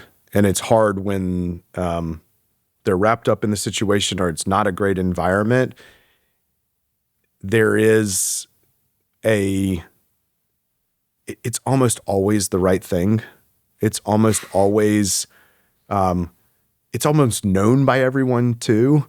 And it's like you just get to the other side of it and there's almost this like, it's like everyone's almost Everybody's glad that it's like come out, even if it's a little shocking. And it's like, because it's probably the truth and it needs to be said. It's usually not meant personally, but it's important. I think delaying those conversations just breeds worse energy or resentment or things like that. And so it's really valuable to get that stuff out on the table. We talked about it briefly with the founder thing around the kind of founder market fit. You have a packet that you've sent me and I presumably send other people called When Do I Use My Best Stuff? Yeah. Can you talk about why that, both literally that specific example, but also the concepts behind it is so important? And maybe broadly, like there's a bunch of themes in this kind of wheelhouse of like authenticity and self-knowledge and alignment or like leaning into your genius, but like what is inside of that and why is it so important? Yeah. Well, at the simplest level, I think if all of us are doing whatever the best version of ourselves are, things are going to be pretty great. And I oftentimes think about, and I'd use in one-on-ones with people on the team, like Michael Jordan was put on this earth to play basketball. Now, it was fine that he went and played baseball for 18 months, but we're all really fortunate that Michael Jordan played basketball for as long as he did. Right. And like, what's your basketball? And like, what's your zone of genius? And the best stuff exercise, as you recall, is, kind of over your largely, teenager to adult years, when were you at your best? And you kind of list the categories and then that's interesting. But what's more important is you kind of say, well, what about those things was your best stuff? And I actually think what's most interesting is those sub-bullets. And usually those rhyme with each other a lot more oftentimes than the top level. And so you're kind of given this instruction booklet of what aspects of an experience usually bring out the best version of myself. And it can be wide-ranging. It can be the kind of people you're with. It can be the aspect of the project. It can be the function that you were asked to do. And I think what I try to push people with and what I've pushed myself is not that every decision and every experience you sign up for has to be perfectly the best stuff, but think about how far are you deviating from what this amazing like past that says, well, this is your best the correlation stuff. Line or something. And so just be careful if you're veering too far off on it.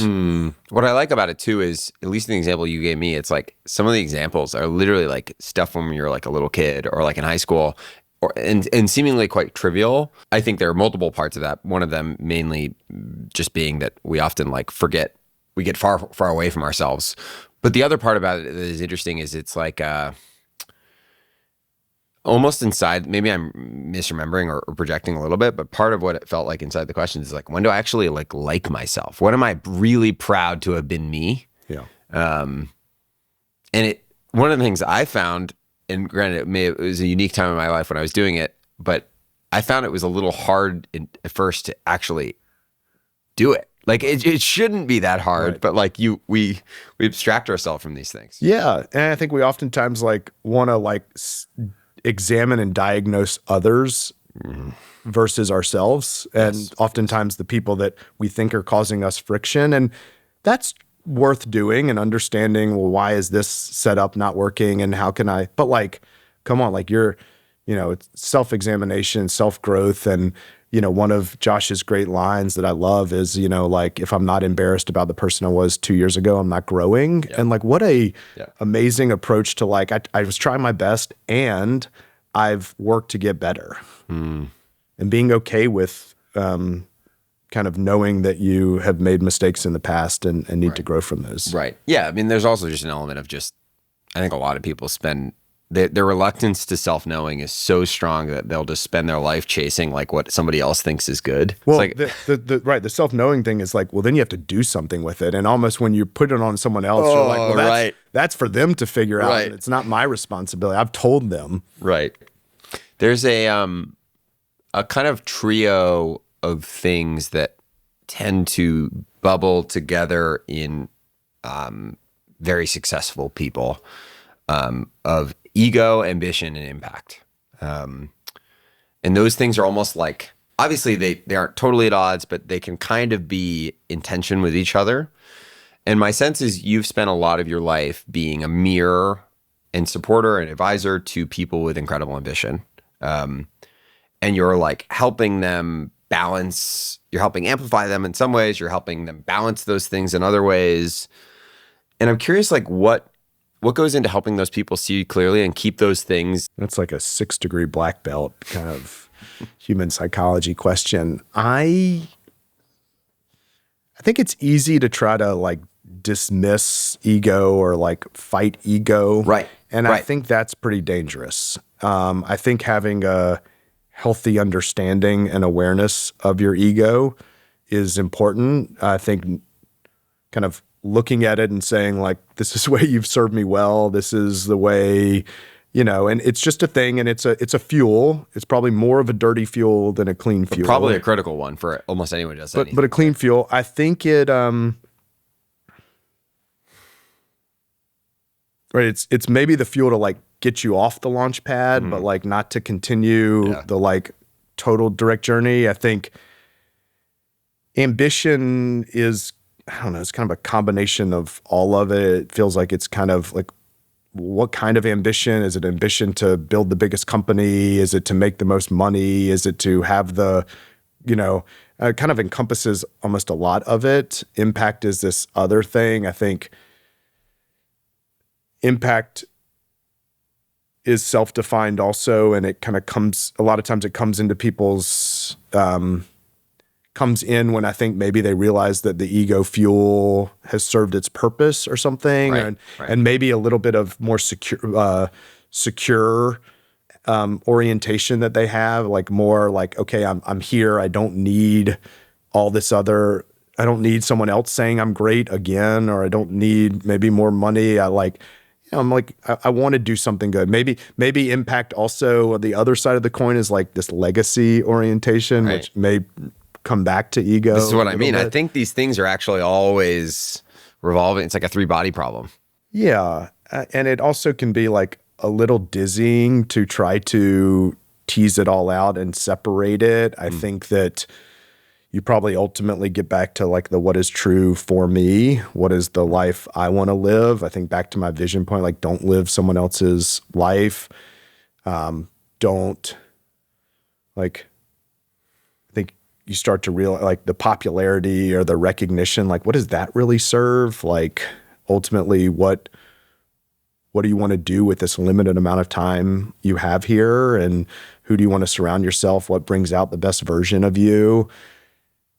There's probably all of that a little bit in there, but if you kind of simplify it to how do you want to live the best days possible? And there's, that's a really fortunate question to get to ask. And I think people need to not everyone gets to ask themselves that question. Yeah. And so just being in that place to get to think about that is a luxury. one component of this, and I want to talk about the work you're doing now in Birmingham and looking ahead, but the extent to which we use legibility to feed those things. And by the way, legibility can feed ego, it can feed ambition, it can feed impact. You're someone who I think historically tends to lie low, yes. And if not outright be in the shadows. There's not a lot of Jared Weinstein on the internet. I'm grateful you're doing this with me today.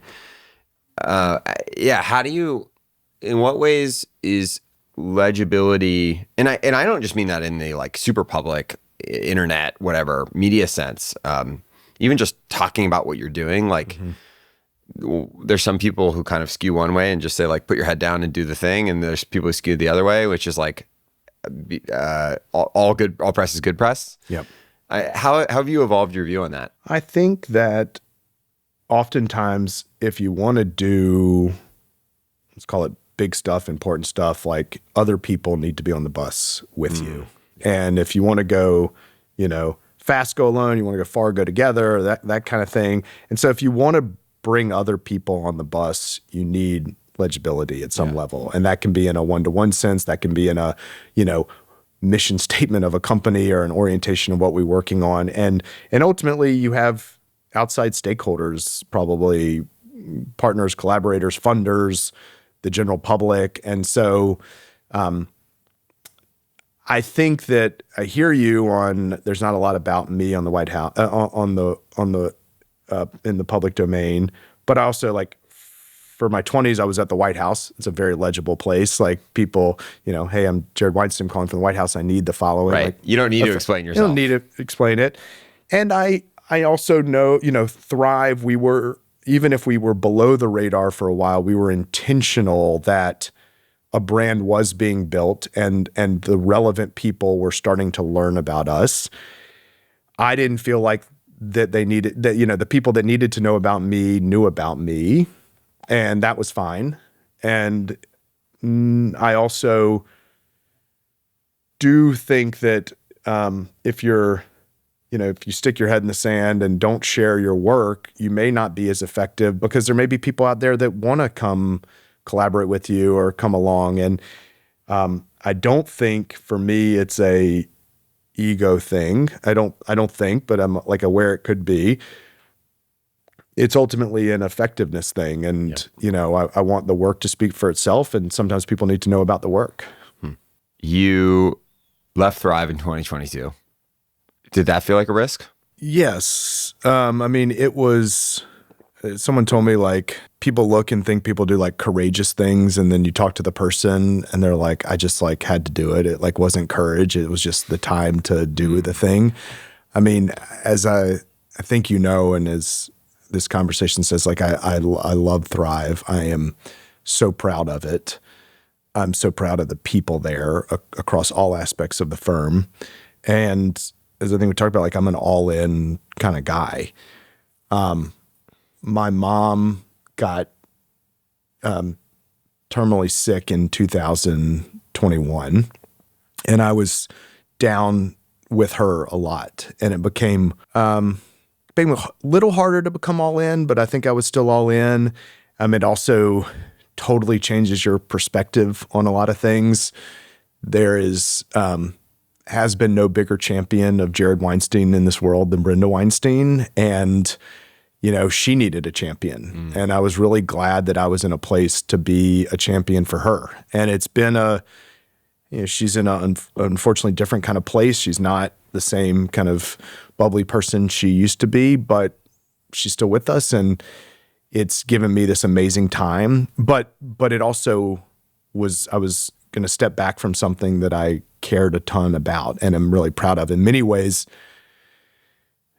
Thrive, I had so much confidence at that point that we had built something that worked and had amazing people and could carry on and was like doing great things, that it was, a little bit easier to like hand it off. And I had like tons of confidence, like, they're like, who's going to do this and who's going to do that? I was like, yeah, guys, you're good. Like, you've got this, like everyone can like move on. And so stayed on some boards, and I still take phone calls and help with things and invest in the firm and all of that kind of stuff. But yeah, it felt, I don't know, it felt like the thing to do.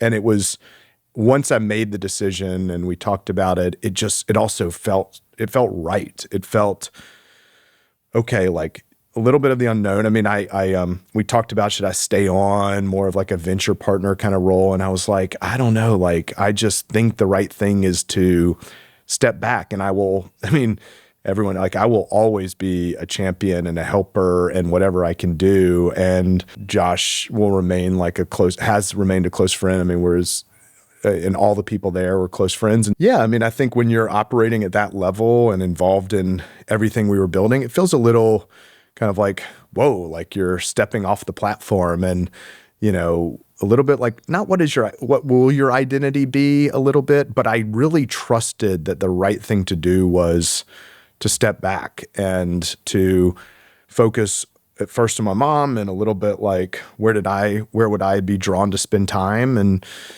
I'm really happy with it. You've had two very critical, long, identity-consuming professional experiences. I helped start a startup and was there for 4 years, and leaving felt like it was like my entire life. And so I imagine that is how long were you at Thrive? 12 years? Like 11 to 11 plus years. That's a whole thing.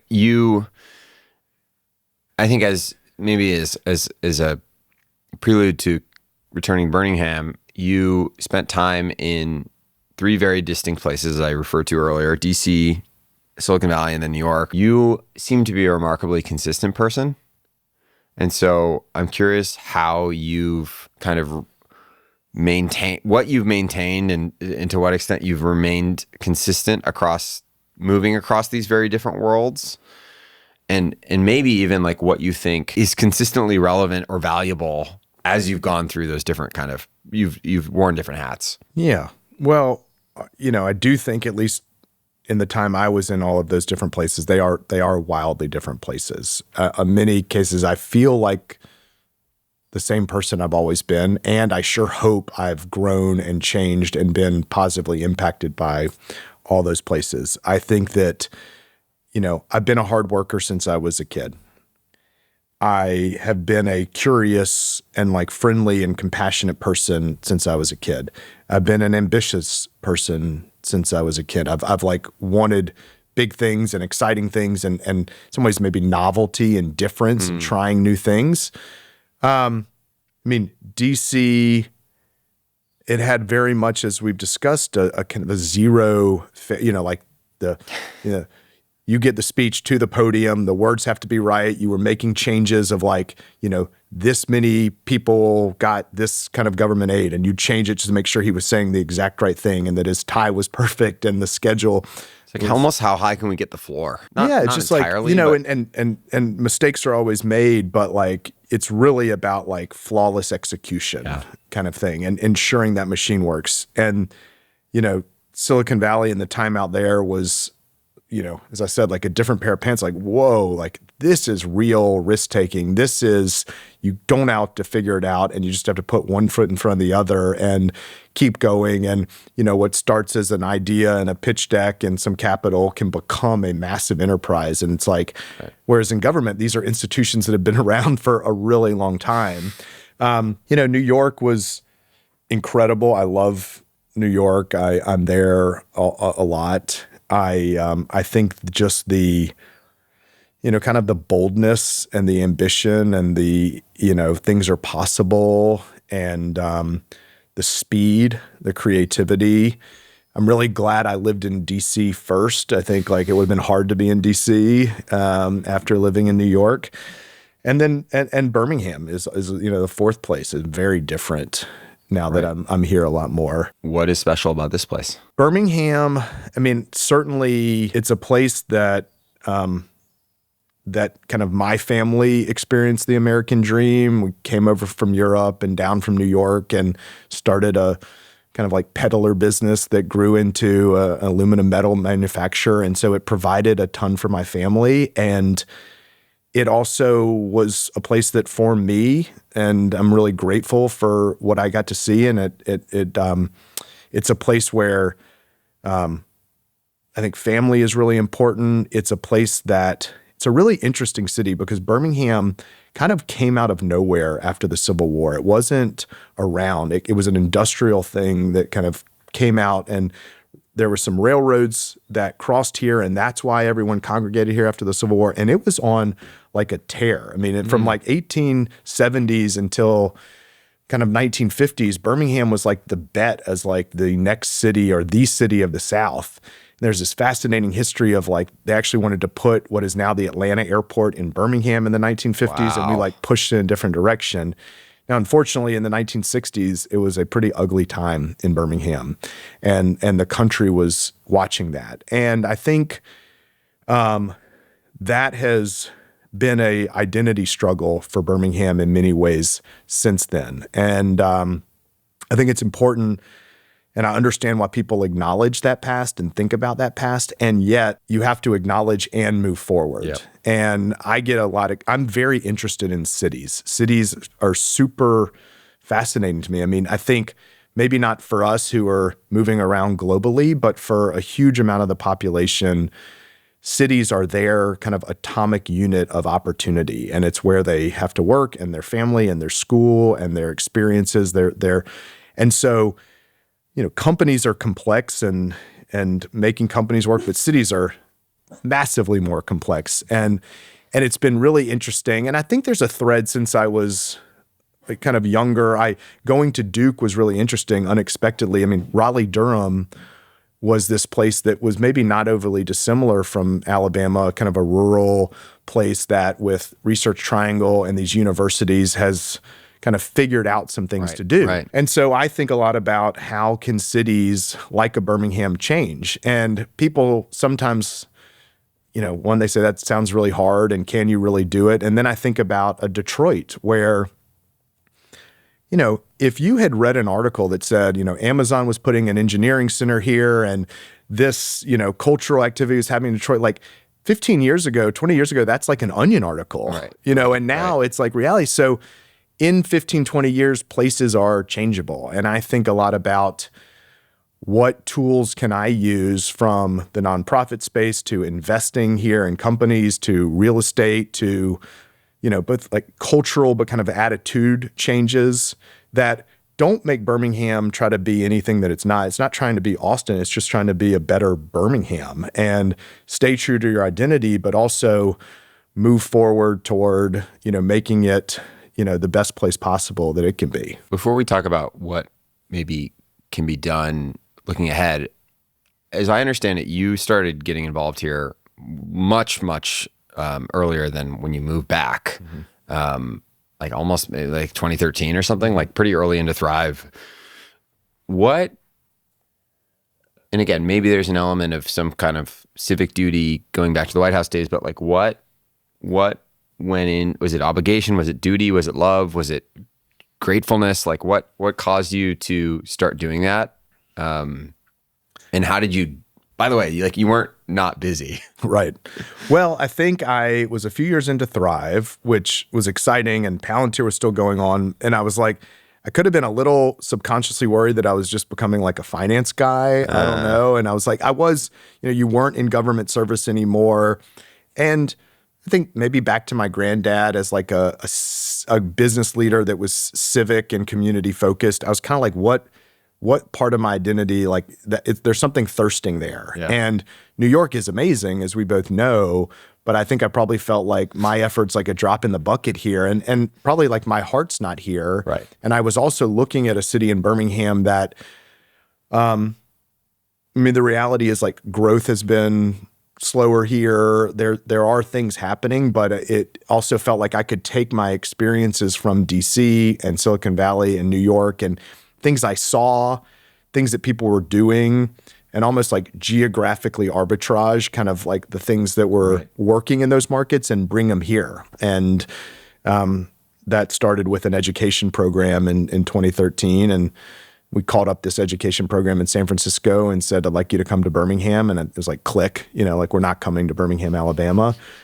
I was like, kind of what do you need to see? What would the goalpost be? Like if you did hear about these things. And so for a number of years, as I was in New York, I was kind of playing this like matchmaker where I think I was legible to some of these national places of like, oh, he's like in New York and he's in venture capital. And so like maybe he understands us and he can help us think about Birmingham. And to people in Birmingham, I was identifying interesting, innovative programs.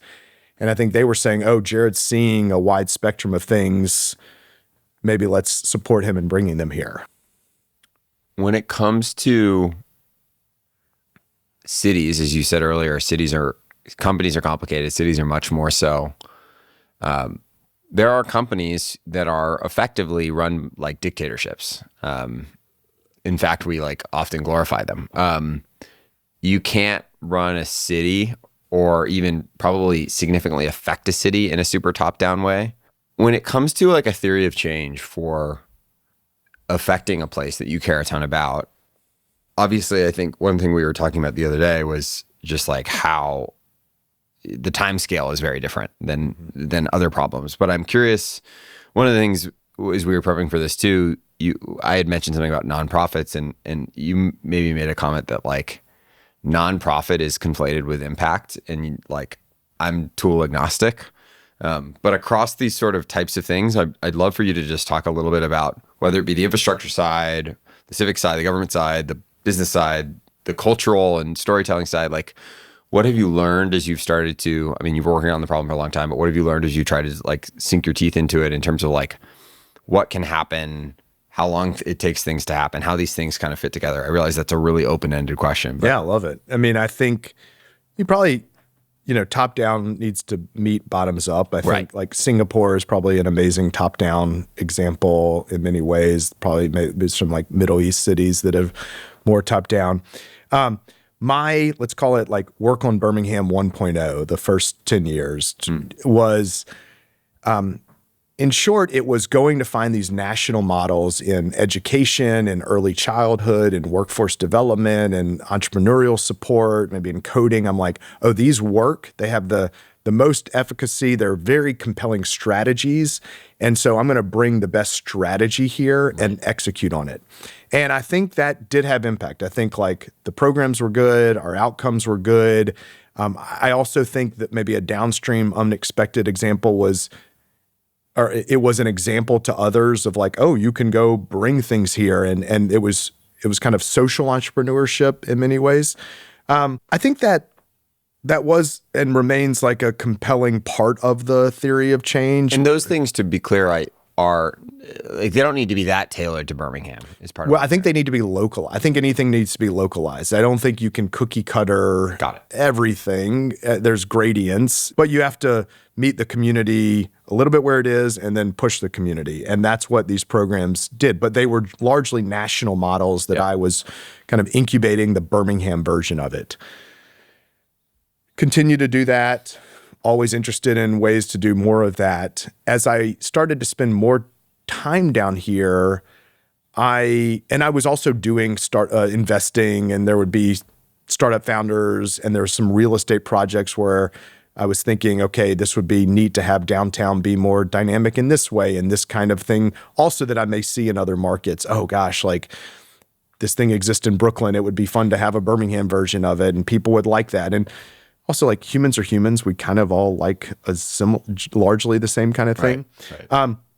As I was down here more, I think I said, okay, Jared, you could keep finding the strategies yourself and bringing them here, but maybe you want to approach it a little differently, which is instead of taking national strategies and bringing them to Birmingham, why don't you take people in Birmingham who are exhibiting versions of what you see at a kind of founder mode orientation and unleash them?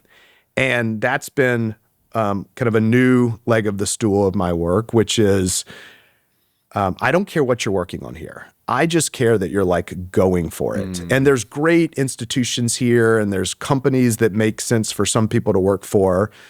But I want to balance that with people who are saying, I want to go off and, start this new tech company. I want to start this wind power company. I want to start a food pantry. I want to start a restaurant. I want to start a sports youth league. I don't really care. It's kind of like a bottoms up. Let me unlock your potential and support you. Give it some thrust, maybe. Yeah, and kind of like a little bit like, I don't know, 1,000 flowers blooming or something of just like more create the conditions for people who show a risk mindset relative to the community, or we can say agency, and unleash that agency, and then support them on the journey as a venture investor would. It's kind of like we invest in a lot of sectors.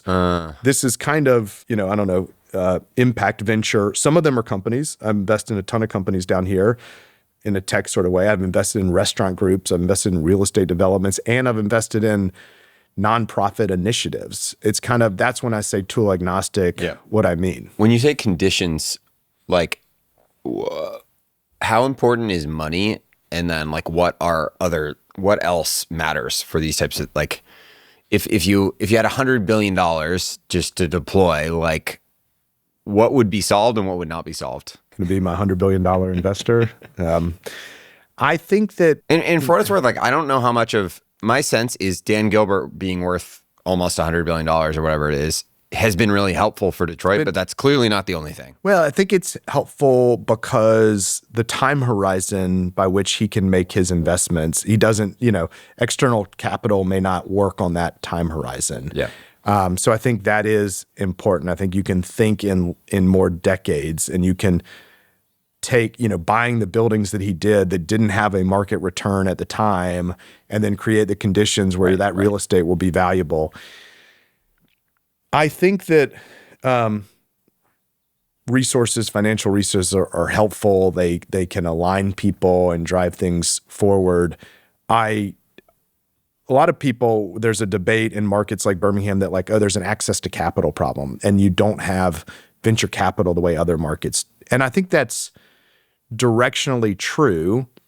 And yet I know from our time at Thrive, it's like I can wire money to a founder in any market in the world in 30 seconds. And we are incentivized as anyone to go find those opportunities. And while they may not bump into you on, Lafayette Street the way things do in New York, like we do go and hunt those things, and venture investors are out there looking for them. So I sometimes push back in Birmingham on the, like, it's just an access to capital. And we do have founders here who have built billion-dollar businesses, and they've found capital outside of Birmingham. So I think it's ultimately like we need to keep developing our founders to be not excellent just for Birmingham, but to be excellent in the global marketplace of whatever they're building. And that's where some of my more recent work is like, hey, don't just look around town at your competition, like let's normalize what people are doing to kind of go for it. And what does it mean to really,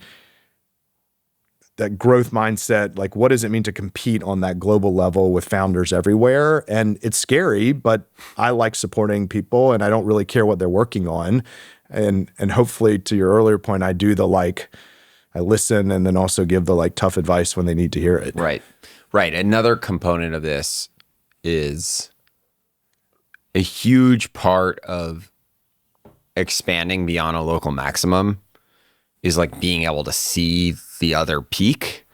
And it does seem that maybe especially for young people, like the most ambitious thing you can conceive of is the most ambitious thing you've seen. Absolutely. It starts with being comfortable taking risk. So I'm trying to lay the ground for people to feel more comfortable taking risk. I think that we have been in a time where the tech startup is the sexy thing. Right. And that is important, but I don't know that every market has to be Silicon Valley, can't be Silicon Valley.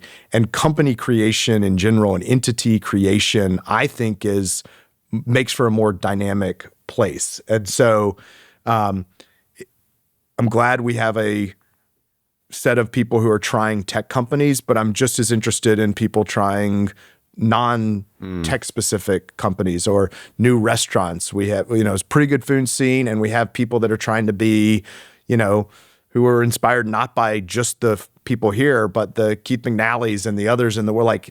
Think bigger. There's an element of this that is like culturally reflexive, meaning the best thing you've seen is, and that can compound in both directions. Right. Yeah. And I think that in many ways, kind of like the internet is making the world flatter and people see all these things. But I think it was like half the battle. It's like you still, that feels far away. You know, Brian Chesky feels exactly far away. Right. Exactly right. And I think that's why examples here locally that work are so compounding. And so I think I want to create as many great outcomes, and then I also want to like highlight that work so that make the proximity feel like, oh, I saw that guy at the coffee shop. Like I can do that. It's not just this fairy tale thing far away. This is why representation is like not a woke thing. Like it's like being able to see a person who looks like you or is from the same place as you or whatever the thing might be. There's like a psychological element of it that it's like, oh wait, I could do that. Absolutely. It's really, really powerful. I think it'd be cool to hear you talk a little bit more about the other stuff you've been actively working on. It sounds like, and I know one of the main projects, maybe it goes actually farther back to the Birmingham Talks days, but can you talk a little bit about Small Magic and why that is a version, at least as I understand around like the kids experiencing language part, like a version of this kind of reflexivity? Yeah. So we started working on Birmingham. I started working in Birmingham 2013. And as I said, I was like begging these national organizations to think about Birmingham. Right. And, it was, tiring, but we would get them here. And then one day in New York, I get a call or an email and it's like, hey, we're Bloomberg Philanthropies.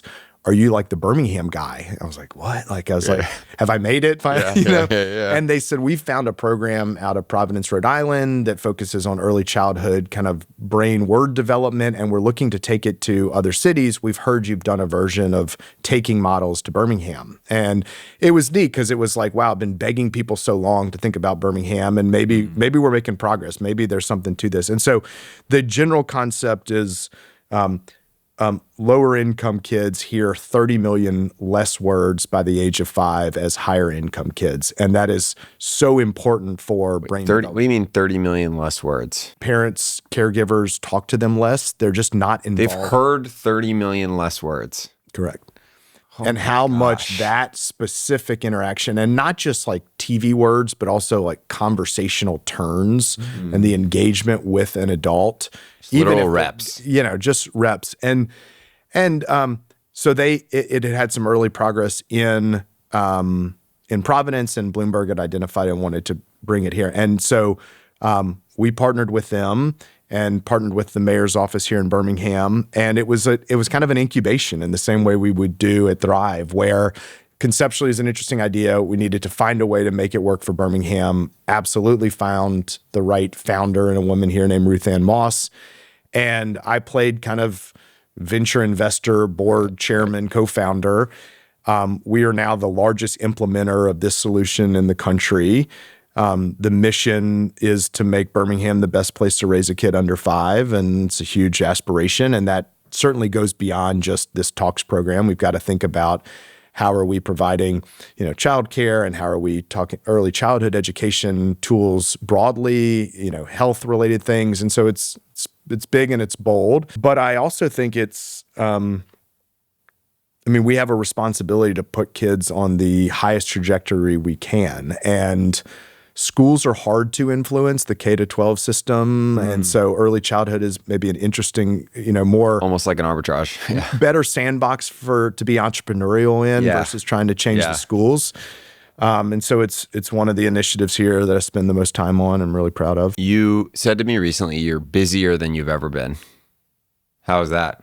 I've never had a problem with having a lot on my plate. Sorry, I should clarify. I guess I mean twofold. I mean, how is it? And I also mean like, how is that possible? Yeah. Like that's not intuitive there is a person from the outside looking in who's like, oh yeah, Jared left Thrive and he like came back to Birmingham and he's kind of hanging out. Well, I'm for a while, for a year or so there, I was like, just slow down, see what that feels like. Yeah. And then I had this incredibly high bar for, if this interests me, it deserves to be on the calendar and it better interests me a lot. And I'm interested in a lot of things. And that certainly goes beyond Birmingham. There's I remain super interested in investing in general. I think investment firms are fascinating.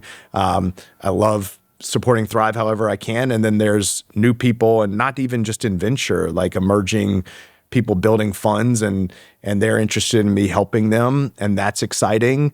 I guess I think maybe what I meant by that is I have a lot of big things across the spectrum, from Birmingham to there's some other investments, there's investment firms. And I'm trying to stay at the most like strategic level of those things. I think sometimes in the other jobs, there's a lot of like busy work. And this feels like I'm really trying to stay at the like not busy work, but very high ROI work. And I have as much as that on my plate as I've had. You, maybe a little in the weeds, but you have both the maybe discretion and also like ability to not get into the quote unquote busy work. But also I think what people seem to say about you is that you're like very willing to roll up your sleeves. Mm-hmm. Like what is the threshold on that?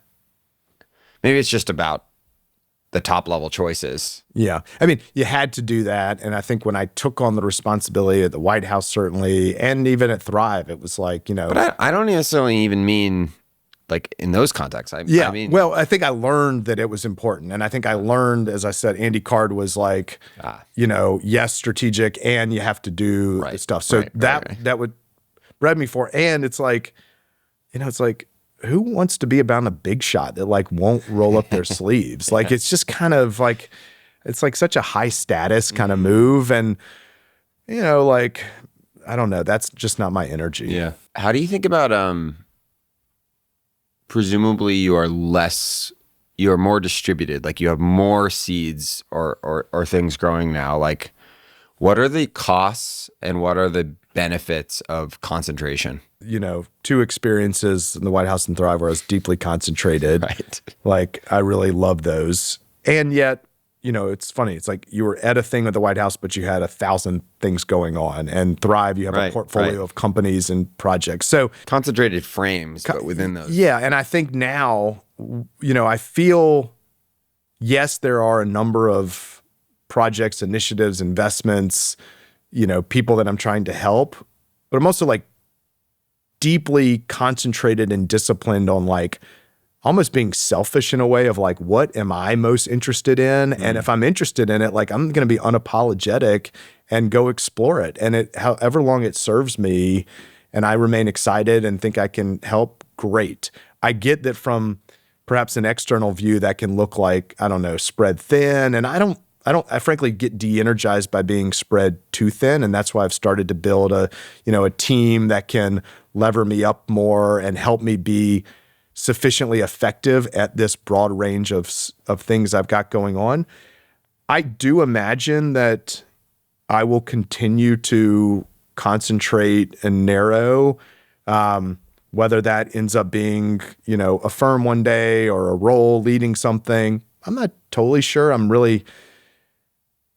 I'm more okay with that. I think earlier in my career, I would have been very nervous about like, what's the right thing to do? What's the thing the world or wants? I've been out of the game, quote unquote, for long. Yeah, I don't feel. Yeah, there's an element too of like, one good way to find a really concentrated thing is to plant a lot of seeds. Absolutely. And I think I got some advice from an amazing mentor named Tom Tierney, who was an early leader of Bain Capital and Bain Consulting. And I had actually brought him down to sit with the president about, what a post-presidency life could look like. He had helped leaders think about that. And I remember him saying, like, Jared, I've always found like repotting myself has been an incredibly valuable way to live my life. And, potted myself in DC and then potted myself and, we're potting some things going on now and that'll change too. We didn't talk about it when we were speaking about it earlier. When did you first come across the, when do you use your best stuff idea? I was fortunate to be introduced to like a coach, which I'd never known much about the like executive coaching world. And someone said, Tiger Woods still has a coach and he's at the top of his game. And so like leaders should try coaches. And so I met someone And she gave me the exercise, and I've since sent it around a lot. It's probably helpful in approaching the like combo of self-knowledge and happiness quotient. Yeah, absolutely. Do you think about your life in like acts, or in at the very least you could retroactively look back and there's some like pretty clear chunks, and I'm curious if that's still resonant. Do you feel like you're in a third one of those? Is it a pause? Is that not the right way to think about it? I mean, I think my set of experiences being quite different from each other. I think that sets up that way. And I think about it because they were very different for me too. I mean, yeah. DC and Thrive, and now has this more kind of focused on, things outside of work a little more. So I think so, but I don't know that I think that like this act will look, it'll be 10 years just like the previous two were kind of 10 years, right. Or that it'll have, a story that the outside world finds as interesting. I mean, and I'm sure someone's like, oh, he's, Thrive in the White House, like what's the next thing? And that's like a lot of external pressure to put on, like my story. And I don't, it's like, I think it may have it because I think if I explore and go after things that are interesting to me. Doesn't seem like you guys said the two other things via super, I don't want to say not deliberate, but it wasn't like very. It wasn't for the purpose of the story. Yeah. That feels like, there's a lot of pressure that people have to do that. And yet, gosh, that's like someone else's, that's kind of doing it for someone else. Yes. A few other things. We talked about a handful of kind of people who have been influential on you and mentors. Two, we didn't speak about explicitly in the context of Thrive, John Winkelried and Nitin Noria. I'm curious to the extent those guys were influential on you personally or on Thrive, what you learned from them. I want to give them both like appropriate time. I mean, John Winkelried is such a special person, and he was special for Thrive in our early days where we, as I said, we tried to learn from others who had done things, but John was like there in the weeds with us. And he now leads TPG. He is such a motivating individual to be around. He absolutely, was in the trenches of Goldman Sachs for his career, helped scale that organization.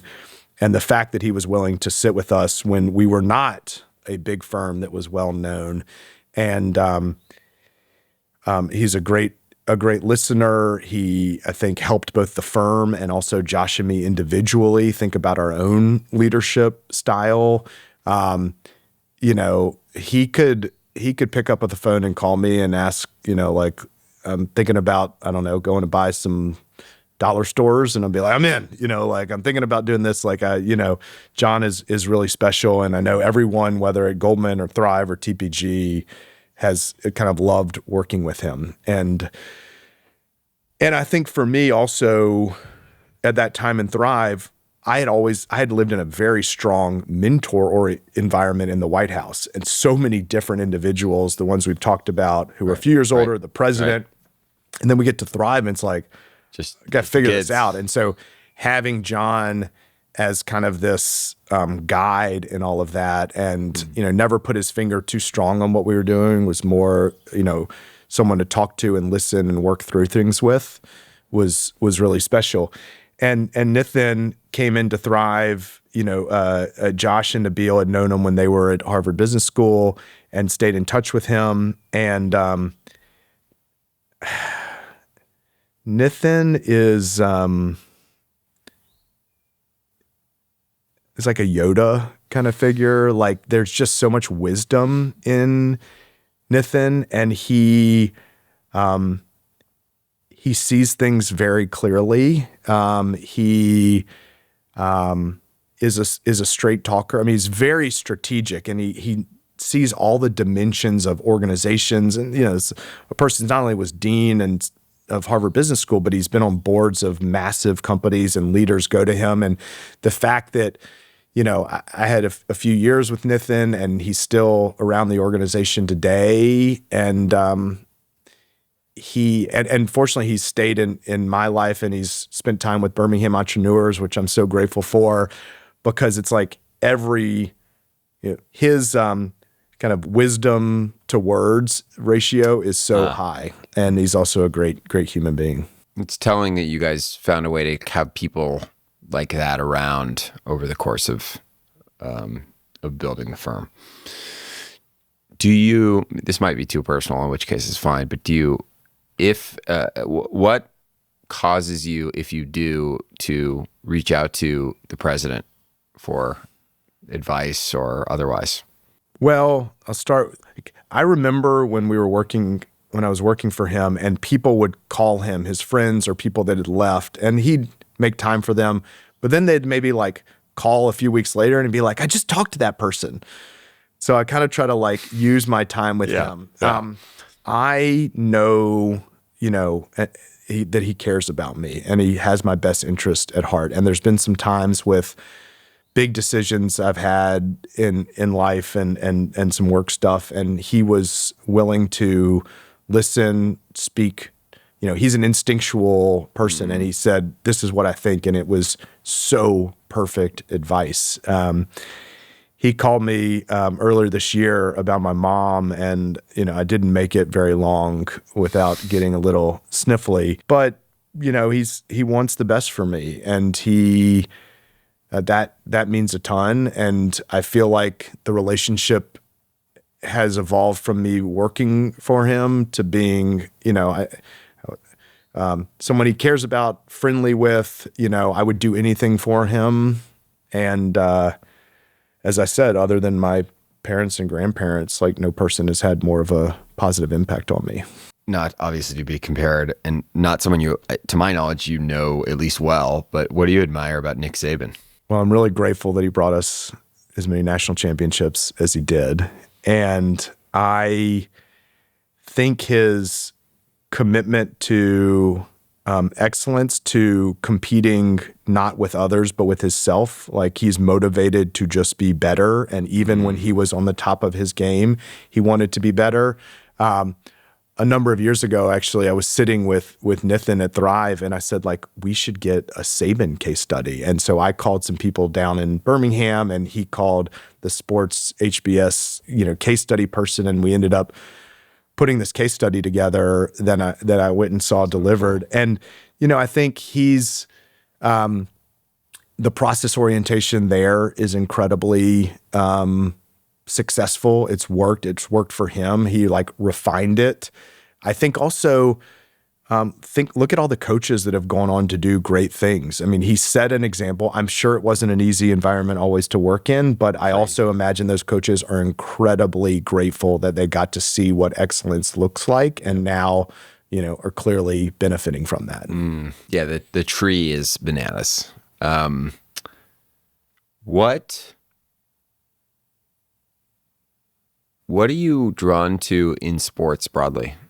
Sports, on one hand, are totally trivial. Right. And on the other hand, are like one of the more human things we have, but I'm curious. Yeah, I think I've thought about that because, right, I think I wrote my college essay on like the Alabama-Auburn game as a kid. And it was both like, it's amazing that it like takes up so much attention in the state, and yet like it sure does take up a lot of attention in the state. And, I do think it's an interesting like community bring together thing. I think you can have, one, I enjoy it, and that's like maybe enough. And also historically, I think sports organizations haven't always been the best run organizations relative to other industries in the economy. And now you're seeing, with so many dollars in there, right, a lot more investment. And so I've kind of curious, like, in what ways can excellent leadership and organizational stuff impact sports organizations? What do you hope to be known for, or most hope to be known for? Maybe it comes back. I hope that I'm known as like a great friend, someone who brought out the best in other people, someone who, I don't want to say pushed in a hard way, but, encouraged people to bring out their best self. Someone who was good energy to be around. And any of the other like accolades separate from that just feel like kind of details. Yeah. My last question, what have you learned from and what do you most admire in your mom? I've learned what unconditional love is. I've learned what it means to like fully champion a person and the way she championed me. I've learned to like dream big. And I admire how much she loved me and my sister and you know, how she showed up to like just want the best for us. Those last two, I think, go together. Thank you, Jared. This was great. Thanks, Jackson. Appreciate it. Of course. Thanks again to Notion for presenting Dialectic, and thank you for listening. Notion is a tool that you can use with your collaborators and with the incredible power of AIs to work deeper, to think together, and to produce more. I think the best tools amplify us, and Notion is a tool that is focused on doing that, specifically on enabling you to more deeply immerse yourself in the work that matters, to do it with the people who inspire, who improve, and who expand you, and get help from AI along the way so that you can do even more. Once again, you can find more at notion.com/dialectic, and they are shipping new updates, it seems like every week at this point, pushing the bar for all of the ways you can use different AIs. One of the things that's great about Notion is that it's a bit of a Switzerland, so you can cycle between all of the models that you might use, whether it's Anthropic's models or OpenAI's or otherwise. Thank you again for listening, and if you enjoyed this episode, please share it with a friend. And thanks again to Notion. I will see you next time.